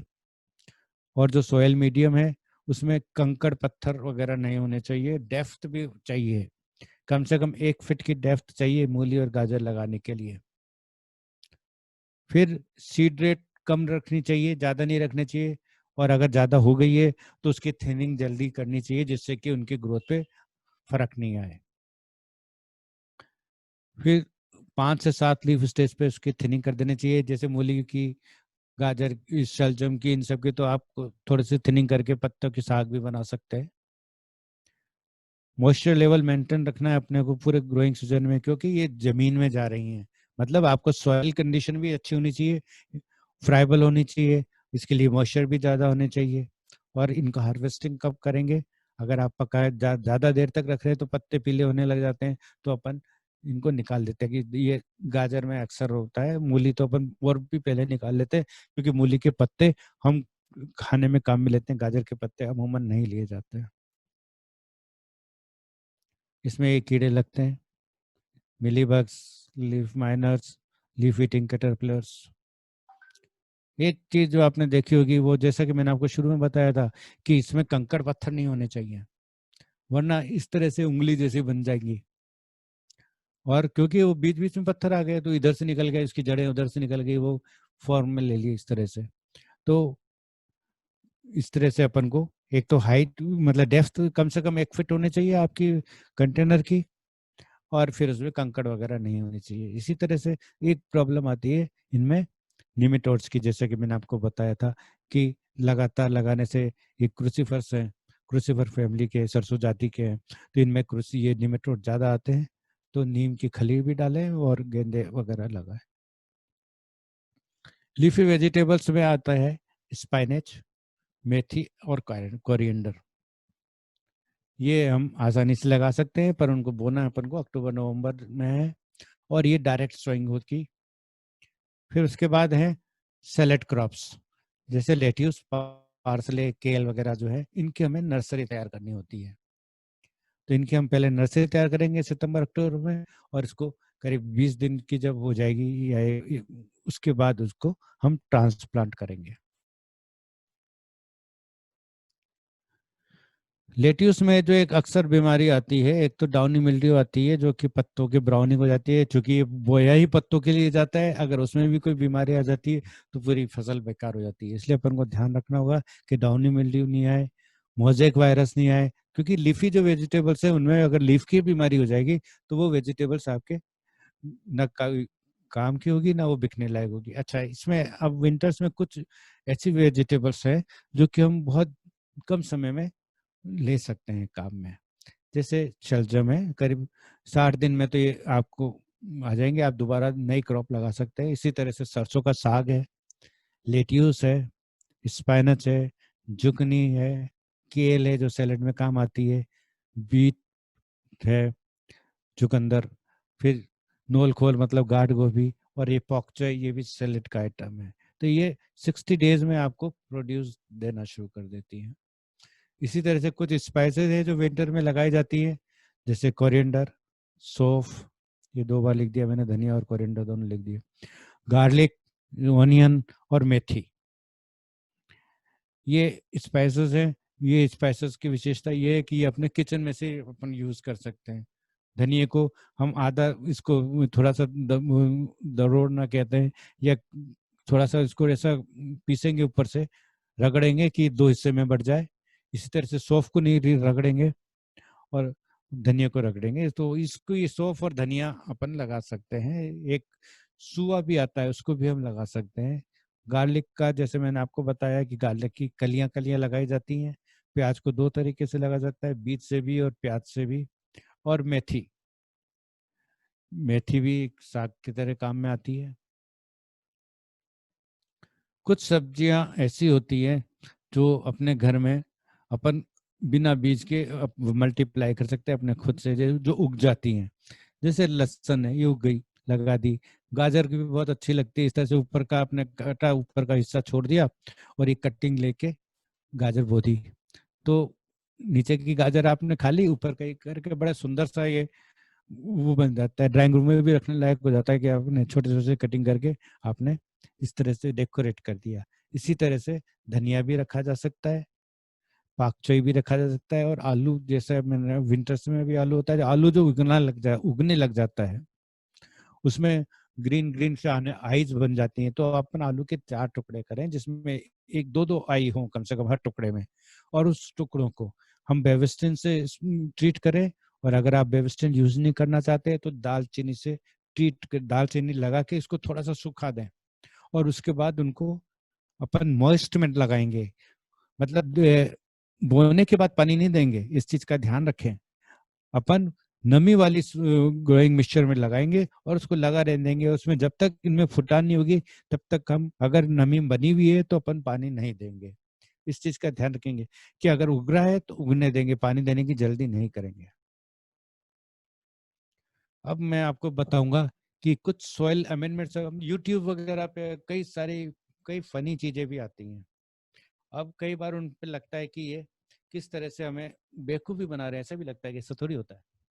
कुछ अच्छी चीजें भी आती हैं, ऐसी बात नहीं है, जो कभी हमने पढ़ाई में नहीं पढ़ी या हमें रिसर्च में नहीं आती है, पर उनके पीछे साइंटिफिक बैकग्राउंड है। जैसे टोटके वगैरह होते हैं, जैसे कहते कहा जाता है ना कि इनको भी यूज करना चाहिए। तो मैं आपको बताऊंगा कि जैसे बेकिंग सोडा, एलम मतलब फिटकरी, सिरका, व्हाइट विनेगर जो एसिटिक एसिड होता है, राख के लिए भी कई सारी भ्रांतियां फैली हुई है कि राख डालनी चाहिए जमीन में या नहीं डालनी चाहिए। एस्प्रिन के लिए भी कहा जाता है। सुन कि मेरे को भी बड़ा अजीब सा लग रहा था, फिर मैंने इसका जब लिटरेचर पढ़ा, ढूंढा, तो देखा कि हाँ, एस्प्रिन भी कहीं फायदा करती है। इसी तरह से छाछ है, बटर मिल्क, हनी मतलब शहद, ग्लिसरीन, एग शेल मतलब अंडे के ऊपर के छिलके, बोन मिल, सिनामोन मतलब दालचीनी, जिप्सम और प्रोम। उसके बारे में जो मैंने थोड़ी जानकारी इकट्ठी करी है वो मैं आपके साथ शेयर करता हूँ। इन सब को करने से पहले एक सबसे इम्पोर्टेंट चीज मैं आपको बताना चाहूंगा कि एसिडिटी क्या होती है। दो तरह के अक्सर होता है कि आपकी जो जनरल अपने यहाँ पे जो है वो एल्कलाइन सॉइल लिया है, और वो एक होता है एसिडिक सॉइल। एल्कलाइन सॉइल में मतलब अपनी जो पीएच, जैसे आप देखेंगे ये पीएच की रेंज है 0 से 14 तक होती है। 7 जो होती है 7 पीएच वो होती है न्यूट्रल। इससे कम वाली जो होती है वो एसिडिक कहलाएगी, इससे ज्यादा वाला एल्कलाइन कहलाएगी। और ऐसा जानना देखा गया है कि हमारे जो वेजिटेबल्स और ऑर्नामेंटल प्लांट है उनको जो मोस्ट फेवरेबल पीएच होती है एसिडिक, वो टुवर्ड्स एसिडिक होती है। मतलब slightly acidic to slightly alkaline, इससे ज्यादा नहीं होना चाहिए। 6.5 से 7.2 पीएच तक अपन को मेंटेन करना चाहिए, चाहे कोई भी हो। पर अगर अपन को लगाना है तो कुछ अमेंडमेंट्स, इनको अमेंडमेंट्स कहते हैं, जो कि आपके सॉइल को, पीएच को चेंज करते हैं, जो कि आपके अच्छी ग्रोथ के लिए जरूरी होता है। पर कुछ ऐसे वेजिटेबल्स भी हैं जो कि 7.2 के बाद भी 7 और 8 तक ग्रोथ है, उनमें ज्यादा रेजिस्टेंस होता है। जैसे कैबेज हुआ, कैलरी कॉलीफ्लावर हुआ, सेलरी हुआ, कैरेट, गाजर, लेट्यूस, ये 7 to 8 पीएच में भी बहुत अच्छे चल जाते हैं। पर बाकी इनको जो 7.7 से कम वाले जो होते हैं प्लांट्स जो प्रेफर करते हैं वो एसिड लविंग प्लांट्स कहलाते हैं। अब ये मेरा ही अनुसंधान था। मैंने ये निकाल के देखा कि ये जो अपन जनरली जो बातें करते हैं, बटर मिल्क हुआ, ऑर्गेनिक विनेगर हुआ, सिंथेटिक विनेगर हुआ, इनमें वास्तव में इनकी पीएच कितनी होती है ये मैंने खुद टेस्ट करी है। तो अगर छाछ है, हालांकि छाछ 1 दिन पुरानी, 2 दिन पुरानी, बहुत पुरानी, इनमें पीएच चेंज होती रहेगी। मैंने स्टैंडर्ड छाछ ली जो 1 दिन की थी, थोड़ी खट्टी थी, तो उसकी पीएच थी 3.1। ऑर्गेनिक विनेगर जो एप्पल साइडर विनेगर जैसे कहते हैं कि एप्पल से या किसी से विनेगर बनाया जाता है, रेड विनेगर, उसकी 2.5 थी। सिंथेटिक विनेगर जो सफेद रंग का एसिटिक एसिड का जो 5% का जो घोल बोतल शीशियों में मिलता है, उसकी 2.6 पीएच निकली थी। वर्मी वाश, उसकी पीएच है 7.5। मेरे गार्डन सॉइल की जो पीएच है वो है 7.8। कोकोपिट जो हम यूज करते हैं उसको मैंने आपको जैसे बताया था कि 2 बार 3 बार पानी निकाल के फिर अपन को यूज करना चाहिए। तो कोकोपिट का जो सॉल्यूशन का जो पीएच था वो था 7.5। और सॉइल लेस मीडियम जो कोकोपिट और वर्मी कंपोस्ट का पीएच 7.2।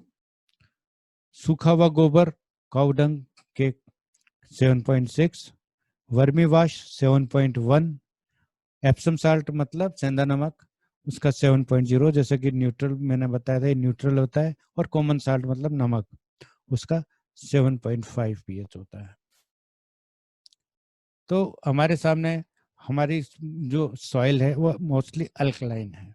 टुवर्ड्स अल्कलाइन है या स्लाइटली अल्कलाइन है, ये कैटेगरीज है, उनको हमको एक कंफर्टेबल पीएच रेंज में लाना है जिससे हमारे वेजिटेबल्स या ऑर्नामेंटल फ्लावर जरूरी है। उसके लिए हम क्या करेंगे, गोबर की खाद वगैरह से भी, जैसा कि अपन ने देखा पीएच कम होती है, जैसे 7.8 है और गोबर की खाद में 7.2 है, इसका मतलब आप इक्विलिब्रियम पे ला रहे हो, आप नीचे ला रहे हो उसकी पीएच मीडियम की। इसी तरह से सल्फर, एलिमेंटल सल्फर भी होता है, ये 5 से 10 ग्राम पर स्क्वायर फुट सॉइल के हिसाब से ऐड कर सकते हैं। पर ये सब कर रहे जाते हैं जब अपन ये प्लांटिंग कर रहे हैं उससे पहले, बाद में इनका रोल कम हो जाता है, ये इफेक्ट नहीं देती। तो जो हम बेड तैयार कर रहे हैं उसमें अपन को इस तरह से शुरू में ही इसको ग्रो करना है, इसको ऐड करना है। फिर एल्यूमिनियम सल्फेट मतलब एलम, आयरन सल्फेट, जिप्सम, इनको हम 25 से 30 ग्राम पर स्क्वायर फीट के रेट से ऐड कर सकते हैं। वाइट विनेगर को हम 20 ml पर लीटर वाटर में डाल के इसको ड्रेंचिंग कर सकते हैं। बटर मिल्क खट्टा को 50 ml पर लीटर के हिसाब से अपन ड्रेंच कर सकते हैं। इसी तरह से हमें जो पानी सॉइल के बाद, अब पानी अपन कौन सा दे रहे हैं, पानी में वैसे तो सैलिनिटी, एल्कलिनिटी, ईसी, टीएसएस, बहुत सारे क्राइटेरिया होते हैं, पर इम्पोर्टेंट चीज जो अपन बेसिकली अपन देख सकते हैं वो है 6.5 to 7.5 की रेंज में हमें पानी हमारे पास जो अपन अपने गार्डन को दे रहे हैं वो होना चाहिए। अब जैसा कि मैंने आपको शुरू में बताया था, PROM, phosphorus rich organic manure. Phosphorus rich organic manure एक तरह का फर्टिलाइजर है, ऑर्गेनिक फर्टिलाइजर, जो कि डीएपी और एसएसपी को रिप्लेस करता है। इसमें क्या करते हैं कि रॉक फॉस्फेट जो आता है उसको कंपोस्टिंग में काम में लेते हैं। तो जो हाई ग्रेड का जो रॉक फॉस्फेट आता है जो कि नेचुरल है, 32% उसमें फास्फोरस P2O5 होता है, उसको हम मैन्योर कंपोस्ट पिट में मिलाते हैं और ये फ्रोम बनाते हैं। तो इसमें हमें फास्फोरस और कैल्शियम दोनों की प्रचुर मात्रा मिलती है और ये इसमें 10.4% फास्फोरस होता है। इस तरह से बैग्स में मिलता है, हमारे एग्रीकल्चर डिपार्टमेंट से भी मिलता है इस तरह से, और ये ऐसा ब्लैक कलर का होता है। फिर हम बात करते हैं एप्सम साल्ट, मतलब रॉक साल्ट या सेंधा नमक। एप्सम साल्ट जो हमें दो तरह के न्यूट्रिएंट, सेकेंडरी न्यूट्रिएंट जिसे कहते हैं मैग्नीशियम और सल्फर, ये देता है। ये दोनों जो न्यूट्रिएंट है वो क्लोरोफिल बढ़ाने के काम आते हैं और न्यूट्रिएंट एब्जॉर्प्शन भी बढ़ाते हैं, क्योंकि ये उसमें एप्सम साल्ट में होते हैं। तो इनको यूज करने का तरीका होगा कि अगर अपन उसको फॉलियर एप्लीकेशन कर रहे हैं तो 2 चम्मच या 30 gram of Epsom salt 5 litre पानी में घोल के महीने में एक बार अपन देंगे। और फिर अगर मिट्टी में मिला रहे हैं तो आधा चम्मच, मतलब करीब 15 ग्राम पौधे के आसपास थोड़ा सा अपन डाल देंगे। ये जरूरी किस में है सबसे ज्यादा, आपके सोलेनेसियस, मतलब टमाटर में, मिर्ची में, बैगन में, इनमें ज्यादा जरूरत है इसको यूज करने की। एक जो भ्रांति है वो ये है कि एप्सम साल्ट जो होता है वो पीएच को रिड्यूस करता है, मतलब एल्कलिनिटी को कम करता है, एसिडिक बनाता है। पर ऐसा नहीं है, क्योंकि एप्सम साल्ट जो है वो न्यूट्रल है, 7 पीएच का है, इसलिए ये आपकी सॉइल 7.2 है या 7.5 है और ये है 7 है, तो इतना ज्यादा ये इफेक्ट नहीं करता है। तो एक जो भ्रांति होती है कि एप्सम साल्ट आई है, ये मतलब ऐसा, ये यूट्यूब में या कई जगह ऐसा लोग दे देते हैं कि सेंधा नमक डालने से आपकी पीएच कम हो जाएगी और आपके ज्यादा दे देंगे। एक्चुअली जो फल और फ्रूट जो दे रहे हैं वो इसकी कैल्शियम और मैग्नीशियम की वजह से दे रहे हैं, ना कि सॉइल की एसिडिटी कम करने बढ़ा रहे हैं। तो इसको ड्रेंचिंग भी करते हैं, पर ध्यान ये रखना है कि ये पत्तों पे नहीं गिरना चाहिए जब भी, सूखा वाला। फिर फिटकरी यानी alum powder, potassium aluminium sulphate, ये हाईली एसिडिक होता है। 4.3 इसमें इसकी पीएच होती है। और ये सब अगर इसको हम मतलब ऐड यूज करने का इसका तरीका यह है कि 10 ग्राम एलम को 1 लीटर पानी में घोल के इसको सॉइल में दें।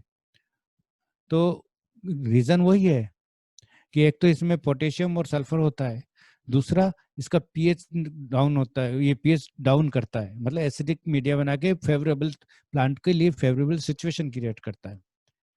तो अपन इसका पानी पिला सकते हैं महीने में एक बार। ये कुछ बीमारियां होती हैं जैसे रूट रोट हुआ, इसके लिए अगर करना है तो एक कपड़े की फिटकरी, कपड़े की एक बांध के गांठ जिसमें फिटकरी की डली रख के पानी अपन जहाँ से पानी जा रहा है वहां छोड़ेंगे तो धीरे धीरे ड्रेंचिंग हो जाएगी। इंपॉर्टेंट चीज इसमें ध्यान रखने की क्या है कि अपन को पौधों के ऊपर इसका पानी, क्योंकि एसिडिक है काफी, तो पानी इसका जो घोल है उसको केवल सीधा जमीन में देना है, पानी में रूट्स में देना है। और जब अपन इसको कर रहे हैं, आपने देखा होगा जब अपन एलम को पानी में घोलते हैं तो पानी फट जाता है, फिल्ट्रेट्स निकल जाते हैं। तो 1 घंटे तक अपन को उसको रखना है बनाने के बाद, फिर उसके बाद उसको यूज करना है। और ये केवल इवनिंग में करना है, ऐसा भी कहा जाता है। बेकिंग सोडा, सोडियम बाइकार्बोनेट, इसका जो पीएच होता है वो 8.4 होता है, इसलिए इसको सॉइल ट्रीटमेंट के लिए या सॉइल में ऐड नहीं करना चाहिए जहां एल्कलाइन सॉइल है। ये क्योर करता है पाउडर मिल्ड्यू को और फंगल डिजीज जैसे होती है, लीफ डिजीज वगैरह, ब्लाइट्स वगैरह, उसके लिए ये बहुत अच्छा है। इसको यूज करने के लिए 1 चम्मच बेकिंग सोडा, 1 चम्मच वेजिटेबल ऑयल, एडिबल ऑयल कोई भी हो, और 1 ml लिक्विड सोप में मिला के, क्योंकि ऑयल मिला रहे हैं तो शैम्पू तो मिलाना ही होगा। 5 लीटर में डाल के इसका स्प्रे करेंगे तो आप लीफ डिजीज और कुछ रस्ट होती है, रस्ट से भी छुटकारा पा सकते हैं। अच्छा, कोई भी अपन स्प्रे कर रहे हैं तो मैं आपको ध्यान दिलाना चाहूंगा, चाहे आप कोई भी स्प्रे कर रहे हो तो एक बार ही घूमना चाहिए आपका स्प्रे का बूम, नोजल का बूम। बार बार आगे पीछे होकर के 2-3 कवर नहीं होने चाहिए। इस चीज का हमेशा ध्यान रखना चाहिए कि आप सिंगल स्प्रे करो, नहीं तो कंसंट्रेशन बढ़ती जाएगी प्लांट की और प्लांट को नुकसान हो जाएगा। और चूंकि इसमें अपन एक चीज और कर सकते हैं, थोड़ा सा इसका पीएच ज्यादा है कि पत्तों को नहीं, तो एक दिन अपन पहले जैसे अपना कोई एंटीबायोटिक वगैरह कोई नहीं लगती है तो अपन टेस्ट करते हैं पहले, इस तरह से अपन पौधे के कुछ पत्तों के ऊपर एक दिन करके देख ले कि नुकसान तो नहीं हो रहा है, क्योंकि स्टेजेस पे बहुत डिपेंड करता है इसका कि आप यंग स्टेज पे कर रहे हो या लेटर स्टेज पे कर रहे हो। तो इम्पोर्टेंट चीज ये हो जाती है कि अगर यंग आपने जो सॉल्यूशन बनाया है उसको करके देख लो थोड़ी सी जगह में, और अगर वो सही रहता है तो फिर अपन पूरे प्लांट पे इस पे करेंगे। फिर आता है जिप्सम। जिप्सम क्या है? कैल्शियम सल्फेट है। तो ये 20, इसमें 21% कैल्शियम और 17% कैल्शियम और 17% सल्फेट होता है। ये कैल्शियम और सल्फर प्रोवाइड करता है। इसका पीएच न्यूट्रल होता है और ये एल्कलाइन और एसिडिक सॉइल दोनों में ऐड कर सकते हैं। तो जैसा कि मैंने आपको बताया कि कैल्शियम और सल्फर दोनों देता है, जो कि सोलेनेसियस क्रॉप जैसे कैप्सिकम हुई और टमाटर हुई, इनके लिए बहुत जरूरी है, क्योंकि इसमें एंड बॉटम एंड रोड जरूरी आता है जो बाद में ठीक नहीं होता है। तो आप जब बो रहे हैं उसी टाइम ये जिप्सम का उपयोग करें। और ये सॉइल को लूज भी करता है, एरेशन बढ़ाता है। इसको करीब 100 स्क्वायर फीट में करीब 9 किलो आपको यूज करना है, और उसी हिसाब से अपन डिस्ट्रीब्यूट करते हैं। 1 चम्मच डालेंगे जैसे 1 कंटेनर में, अगर थैलियों में, इसी तरह से थोड़ा थोड़ा डालेंगे। हालांकि ये नुकसान नहीं करता, पर इसको ज्यादा नहीं डालना चाहिए। सिरका, white vinegar, actually white vinegar जो होता है वो एसिटिक एसिड का 5% का सॉल्यूशन होता है, जो अपने को किचन के लिए में यूज होता है। पर जो एक्चुअल एक इसके कई यूजेज हैं, जैसे ये वीड किलर भी है, पर उसके लिए हमें 20% एसिटिक एसिड का घोल बनाना पड़ेगा। जो और कमर्शियल जो विनेगर है ये एसिटिक एसिड है, तो उसका 20% लेके अपन वीड किलर करते हैं। पर ये सिस्टमेटिक नहीं है, मतलब एक को नहीं करेगा, ये कांटेक्ट में जितने भी पौधे आएंगे उन सबको किल करेगा। तो ये अक्सर वहां यूज करा जाता है जैसे आपके दीवार में कोई छेदों में, क्रैक्स में, या आपके रास्ते में, ईंटों के पास में, जहाँ पे अगर ये है तो आप ये 20% एसिडिक का घोल बनाकर स्प्रे कर सकते हैं डायरेक्ट। बस ध्यान अपने को ये रखना है कि अपने जो डिजायर्ड प्लांट है उसके ऊपर ये छिड़काव नहीं जाना चाहिए। इसके 5% वाला से हम ये चींटियां हो रही हूँ, घर में हो रही हूँ, दरवाजे में हो रही हूँ, या पौधों में हो रही हूँ, तो अपन इसको छिड़काव कर सकते हैं। इससे चींटियां भाग जाती है, बदबू आती है। इवन पेट्स भी, जैसे घरों में कोई ऐसा होता है कि ना आपके जब पास कुत्ते हैं, बिल्ली हैं, और पर आपके पौधों को नुकसान पहुंचा देती है, तो इसको कपड़े में भिगो के आप उनके पौधों के आसपास रख देंगे तो वो भी उसको रेलिश नहीं करेंगे, तो वो पौधे को आपको खराब नहीं करेंगे। इवन चूहे भी नहीं आएंगे उस जगह। फिर ये बहुत अच्छा मिली बग्स और वाइट फ्लाई के लिए बहुत अच्छी चीज है। इसमें 750 ml of water plus 250 ml of 5% vinegar plus detergent का स्प्रे करेंगे तो मिली बग और वाइट फ्लाई दोनों खत्म होंगे। एक ट्रैप भी बनता है इसका, मतलब ट्रैप का मतलब फ्रूट फ्लाई को लालच देके अपने पास उनको घोल में मरने के लिए करना। तो उसमें क्या होता है कि 250 ml पानी लेंगे और इसमें 100 ml विनेगर जो 5% वाला है वो लेंगे, 2 चम्मच शक्कर और थोड़ा सा गुड़ डाल के किसी खुले बर्तन में, जैसे कोई प्लास्टिक का आपका ग्लास ही है, उसको हम एक प्लास्टिक की बोतल को अपन काट के ऊपर से ऐसे लटका के अपन जहाँ वो प्लांट का लेवल है उस लेवल के ऊपर इन बोतल्स को लटका सकते हैं, कंटेनर ग्लासेस को लगा सकते हैं। तो ये फ्रूट फ्लाई जितनी भी हैं वो इकट्ठी होके उसमें आ जाती हैं। उनमें आपने कागज भिगो के आपने ऐसे निकाल दिया जैसे ये फोटो में दिख रहा है आपको, तो वो इंसेक्ट्स भी आ जाते हैं। सॉइल की एसिडिटी इंप्रूव करने के लिए 4 लीटर पानी में 100 ml विनेगर डाल के ड्रेंच करेंगे महीने में एक बार। और फिर स्लैक्स और स्नेल्स जो घोंगे वगैरह जो आ जाते हैं उनको भी किल करने के लिए हम डायरेक्ट विनेगर का स्प्रे करेंगे या एप्सम साल्ट डालेंगे। राख के लिए कहा जाता है कि हमें राख जमीन में मिलानी चाहिए। तो जो राख की जो कंसिस्टेंसी होती है वो होती है 0 नाइट्रोजन, 1% फास्फोरस और 3% पोटेशियम। मतलब पोटेशियम का सोर्स है ये और कैल्शियम कार्बोनेट का सोर्स है, पर ये अल्कलाइन इन नेचर है, इसलिए इसको 7 से कम या 6.5 से कम जो पीएच वाली जो सॉइल है उसमें यूज करना चाहिए। अपने अल्कलाइन सॉइल में इसको यूज नहीं करना चाहिए मिट्टी में डालने के लिए। वैसे अपन एज ए पेस्टिसाइड यूज कर सकते हैं, डस्टिंग कर सकते हैं, पर इतना भी नहीं करने चाहिए कि जब अपन पानी दें या बरसात हो जाए तो सारी राख आपके कंटेनर्स में आ जाए। इसलिए इसका मिनिमम यूज डस्टिंग में करना चाहिए, क्योंकि इसका मैकेनिकल इफेक्ट होता है, स्कॉर्चिंग इफेक्ट होता है इन कीड़ों के ऊपर। और ये अपन चूंकि पत्तों के नीचे जैसे पानी का स्प्रे तो कर सकते हैं, पर पत्तों के नीचे इसलिए एफिड पे इस पे असर नहीं आता है। ऊपर इस पत्तों के ऊपर जितने कीड़े हैं वो तो फिर भी मर सकते हैं।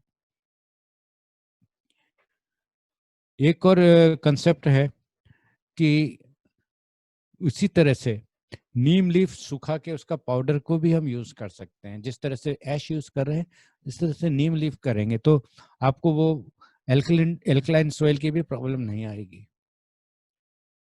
तो जैसा कि मैंने आपको कहा है कि ज्यादा ये लेना चाहिए क्योंकि ये एल्कलाइन मीडियम में होता है। एस्प्रिन कहा जाता है, एस्प्रिन जो अपने दर्द में भी काम आता है और हार्ट के ब्लॉकेजेस में भी काम होता है। पर इसमें एक चीज होती है सैलिसिलिक एसिड, जो कि रिसर्च से ये पता चली है कि सैलिसिलिक एसिड है वो प्लांट में डिफेंस मैकेनिज्म जो होता है, इम्यूनिटी डेवलप करती है। तो एस्प्रिन भी हम यूज कर सकते हैं। तो ये फंगल, बैक्टीरियल और वायरल डिजीज के अगेंस्ट काम करती है। ये रूट हार्मोन में भी काम कर सकती है। इसको काम करने के लिए 2 एस्पिरिन की टेबलेट 5 लीटर पानी में घोल के उसको पौधों को शावर करिए, तो इसमें इम्यूनिटी आएगी। और ये महीने में 1-2 बार ही करें, ज़्यादा नहीं करें।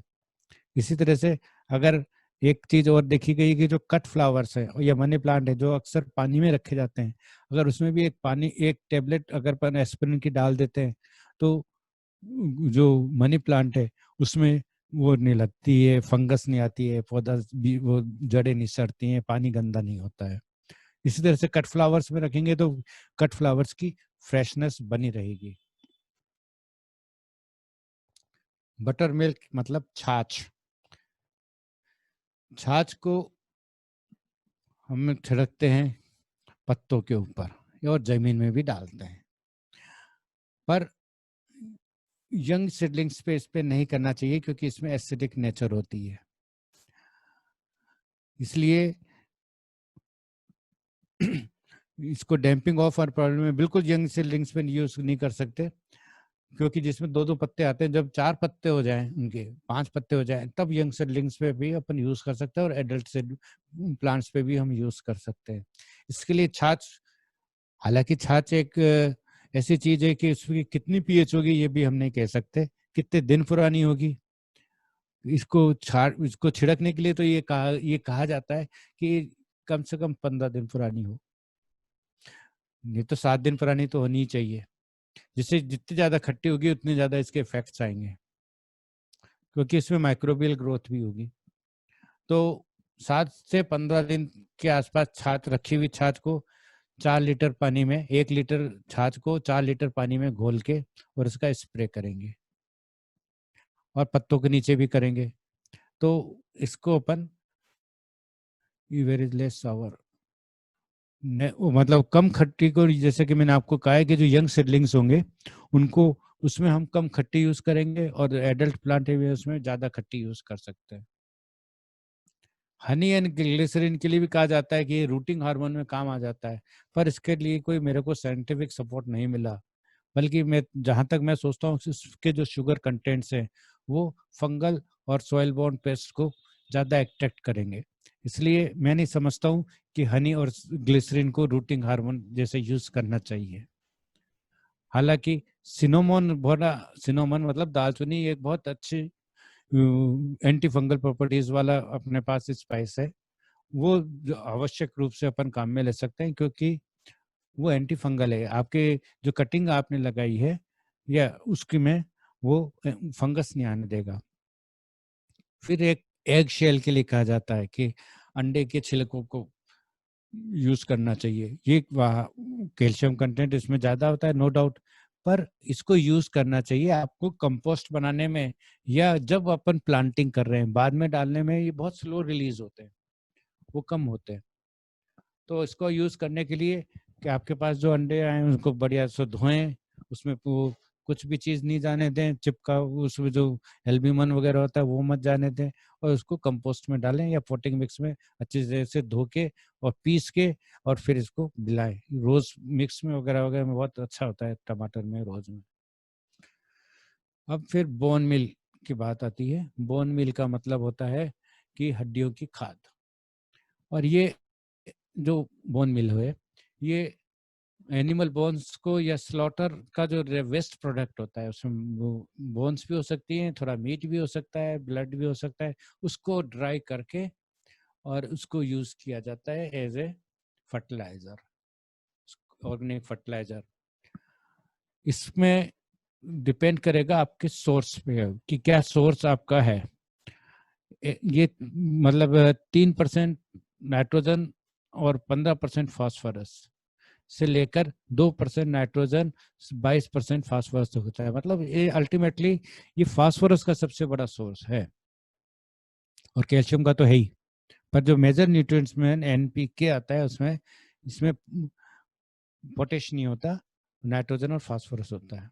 ये स्लो रिलीज फर्टिलाइजर है, इसलिए इसको वही जैसा कि मैंने आपको कहा कि या तो ग्रोइंग मिक्सचर के टाइम में करेंगे या फिर वो कंपोस्ट में मिलाएंगे।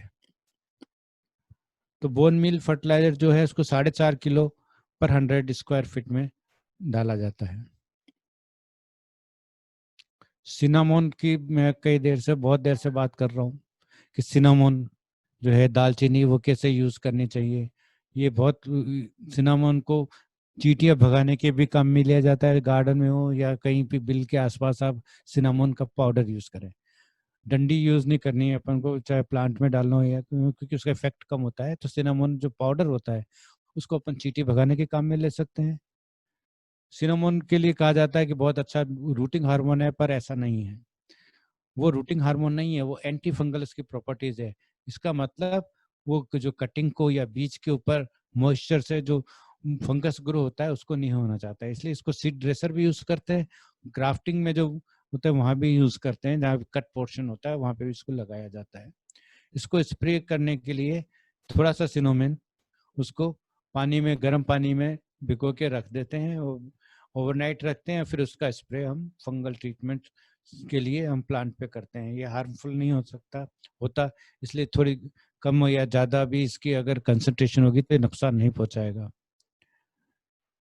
फिर कुछ मिट्टियों में ये मशरूम उग जाती है जो कि पॉइजनस होती है, उससे अपन बचना चाहते हैं तो भी उन मशरूम्स के ऊपर अगर अपन सिनामोन का पाउडर डाल देंगे तो वो मशरूम भी खत्म हो जाएंगी, फिर दोबारा नहीं उगेंगी।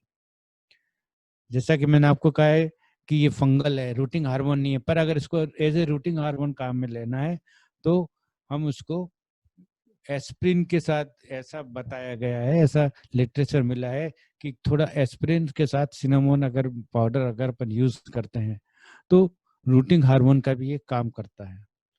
तो सिनामोन और एस्प्रिन पाउडर को अगर उसमें 1 से 2 घंटे तक के लिए हम कटिंग्स को डिप कर देंगे तो ये अच्छा रूटिंग हार्मोन भी होगा। फिर इसके बाद आता है कि अगर अपन जो कटिंग्स वगैरह जो करते हैं और जो कट पोर्शन होता है उसके ऊपर अपन सिनामोन लगाना चाहिए, जिससे कि वो कट पोर्शंस के ऊपर फंगस नहीं आए। Thank you very much.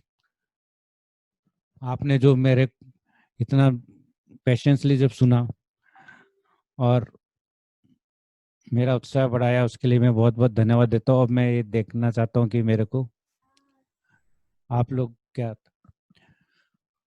के क्या क्वेश्चन है। मैं लवन्या मैडम पूछ रही हैं कि वेबिनार की रिकॉर्डिंग दी जाएगी कि, ये मैंने आपसे शुरू में ही कह दिया है मैडम कि हम आपको वेबिनार की रिकॉर्डिंग हमेशा की तरह अभी भी देंगे। स्लग्स के लिए मैंने आपको बताया, इसका कंट्रोल मैंने बता दिया है। खंडेलवाल साहब कह रहे हैं कि फोल्डेड लीव्स और टमाटो, वो लीफ कर्ल वाली बात वही होती है जो वायरस से होती है, उसका मैंने आपको ट्रीटमेंट बताया है। डॉक्टर अरविंद पूछते हैं कि will cow urine use to be fresh और can be used available in the market. मैंने आपको बताया कि काउ यूरिन फ्रेश यूज करना चाहिए, और अगर आपको रखना है, उसकी कंसंट्रेशन बढ़ानी है तो उसको सील्ड कंटेनर में आप स्टोर कर सकते हैं, कितना भी, 10 दिन, 15 दिन, 1 महीना, तो उसकी कंसंट्रेशन भी बढ़ती जाएगी। पर अगर आपने ओपन में रखा है तो काउ यूरिन की मतलब अमोनिया की कंसंट्रेशन उड़ जाएगी। इसलिए अगर आपको काउ यूरिन को स्टोर करना है तो आप सील्ड कंटेनर में करेंगे। Can we use butter milk as a pesticide, ये मैंने आपको बता दिया कि बटर मिल्क किससे यूज करना है। निधि सक्सेना जी कह रही हैं how to protect peas from monkey. Monkeys तो मैडम, निधि सक्सेना जी मैडम, मैंने तो करीब इन मंकीज से बचने के लिए मेरी 3000 स्क्वायर फीट की छत को, पूरी छत के ऊपर शेड करा है ये पोल्ट्री नेट से, बाकी और कोई तरीका नहीं है।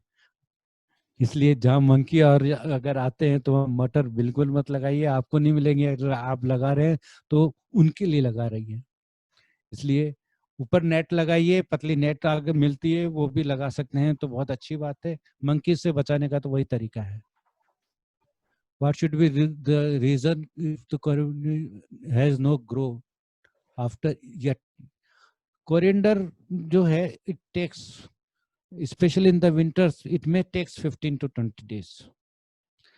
तो इम्पोर्टेंट क्या चीज है, जैसे कि मैंने आपको पहले भी बताया था, अगर आपने देखा हो कि डॉक्टर अरविंद, कि है ना, अगर अपन विंटर्स में स्पेशली अपन कोई भी चीज ग्रो कर रहे हैं, चाहे वो सीडलिंग के लिए तैयार कर रहे हो या डायरेक्ट सोइंग के लिए कर रहे हो, अगर हम उसमें अगर उसको प्लास्टिक शीट से ढक देते हैं तो दो फायदे होंगे। एक तो उसका टेम्परेचर बढ़ेगा, दूसरा अपन को पानी नहीं देना पड़ेगा क्योंकि वो ह्यूमिडिटी अंदर नमी बनी रहेगी। इसलिए जरूरत है कि है ना, अपन जब तक वो नहीं उसको प्लास्टिक शीट से ढक के रखें।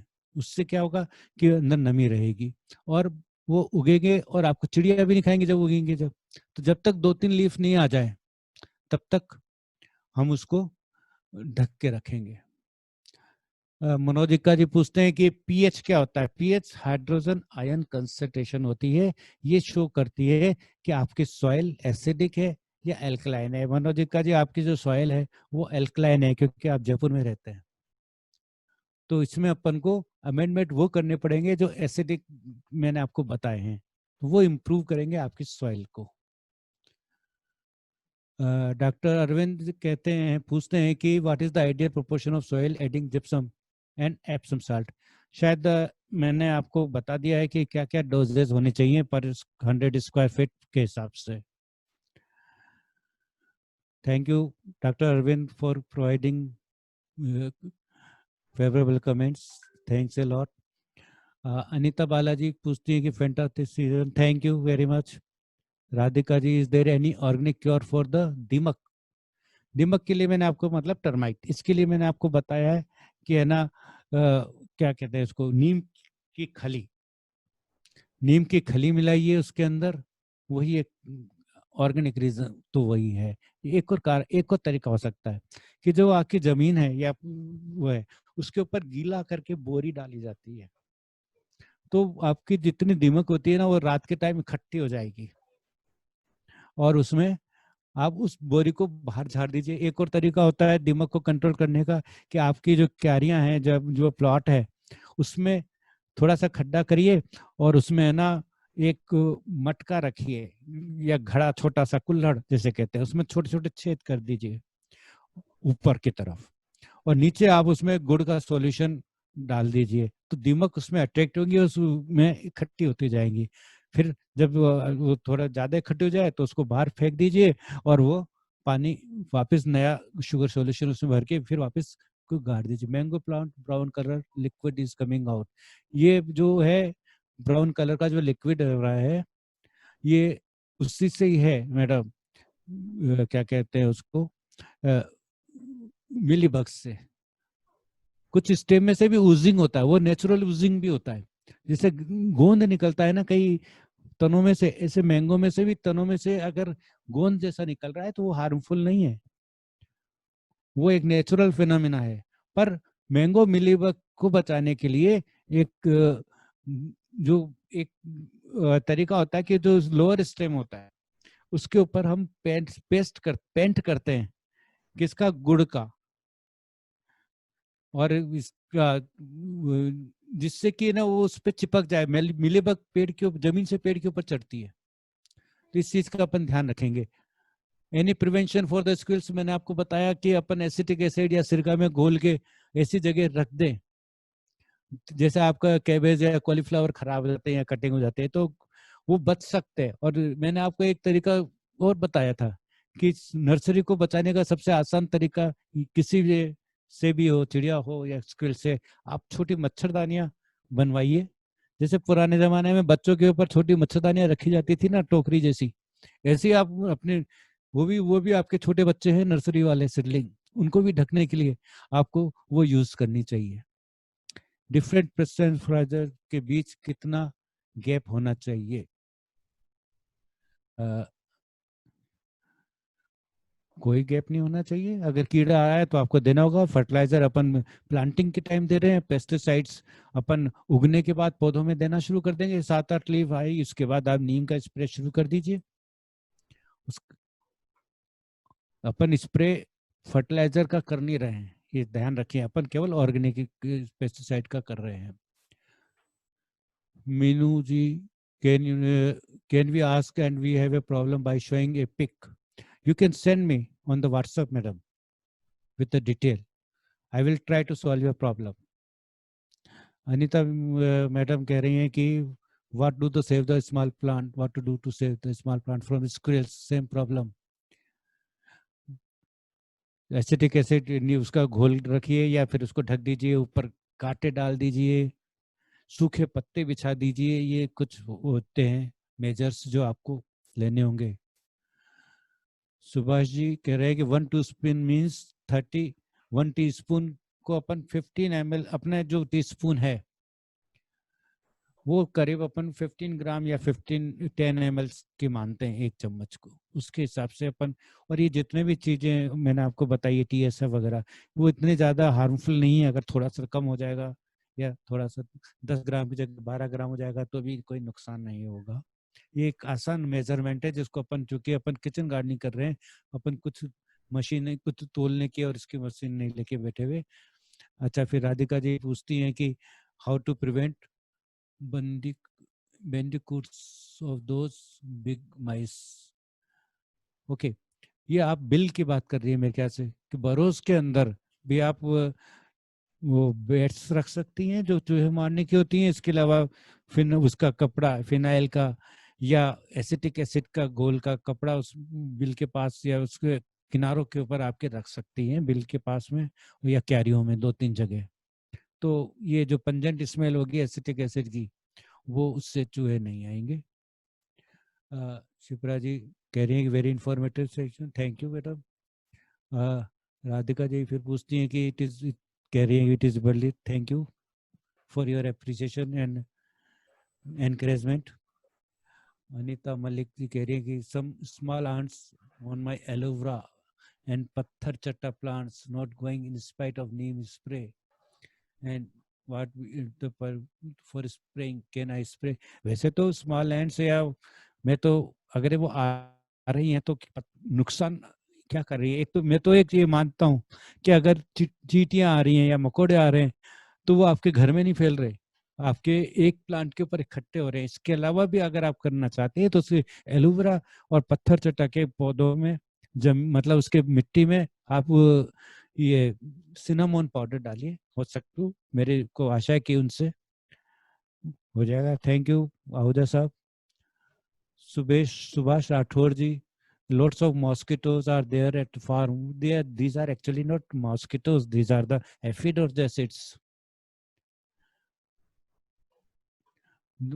तो इसीलिए मैंने आपको शुरू में बताया कि आपको पहचानना है कि कौन सा कीड़ा है, उसका कौन सा उपचार होगा, कौन सा रेमेडी होगा। तो मैंने आपको एफिड और जेसिड्स के बारे में आपको बताया, they are not mosquitoes.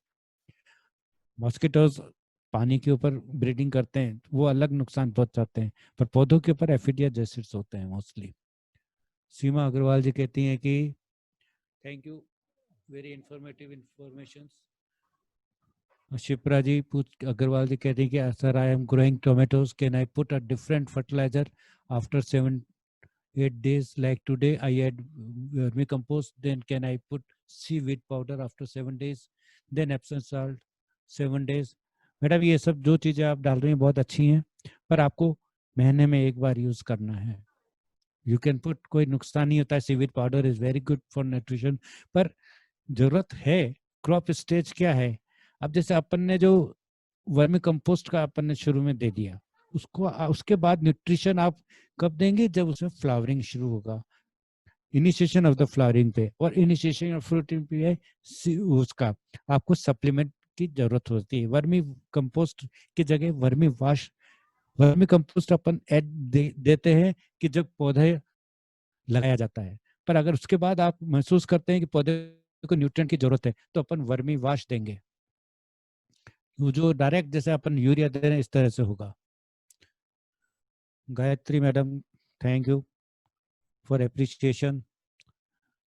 Subhash ji excellent information, thank you very much. मेरा मेहनत सफल हुई ऐसा मैं सोचता हूँ। Mosquito, Manju Upadhyay ji, mosquitoes in garden, mosquitoes तो गार्डन में मिलेंगे मैडम, गार्डन लगाएंगे तो मॉस्किटोज तो आपके पास आएंगे। आपको खुद ही ध्यान रखना होगा कि आपके घर में नहीं आए, और इवनिंग में वो ज्यादा होते हैं। फिर इसके अलावा मैंने आपको जो स्प्रेज बताए, कुछ प्लांट्स भी हैं जैसे लेमन ग्रास वगैरह है, गेंदा है, इस तरह के जो पंजेंसी वाले प्लांट है वो मॉस्किटोज को रिपेल करते हैं। तो आप जगह जगह आप अगर अजवाइन पत्ता वाला पौधा होता है और लेमन ग्रास है वो अगर लगाएंगे तो मॉस्किटोज कम होंगे। Gayatri madam, find difficulty to recognise the pest. Madam yes, very good question.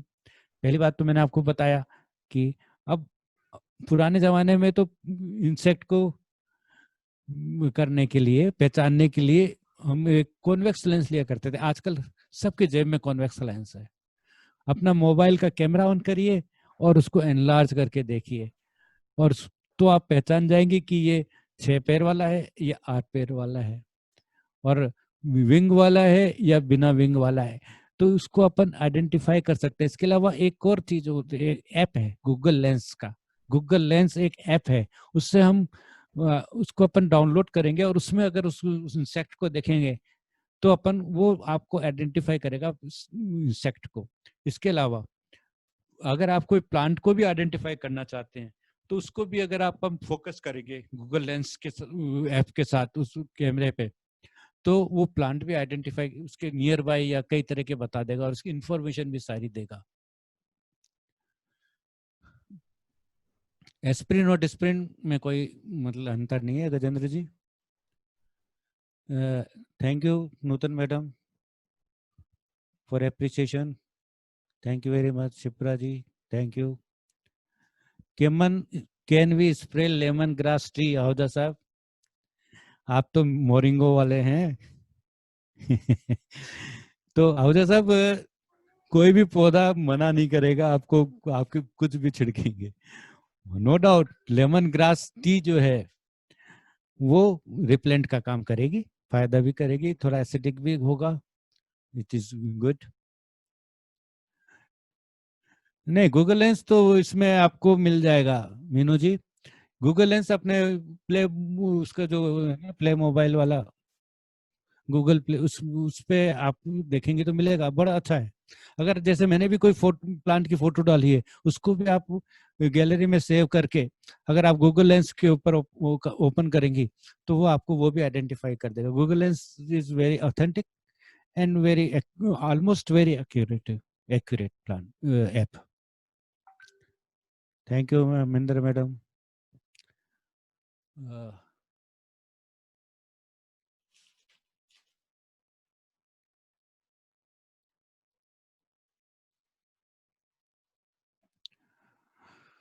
So I took nearly 2 hours. I hope सबको बहुत अच्छा लगा होगा और मेरी मेहनत में से आपको कुछ ना कुछ ज्ञान अवश्य मिला होगा। कोई ना कोई चीज तो हमेशा मिलती है। एक और चैट आया है, देखता हूँ क्या है।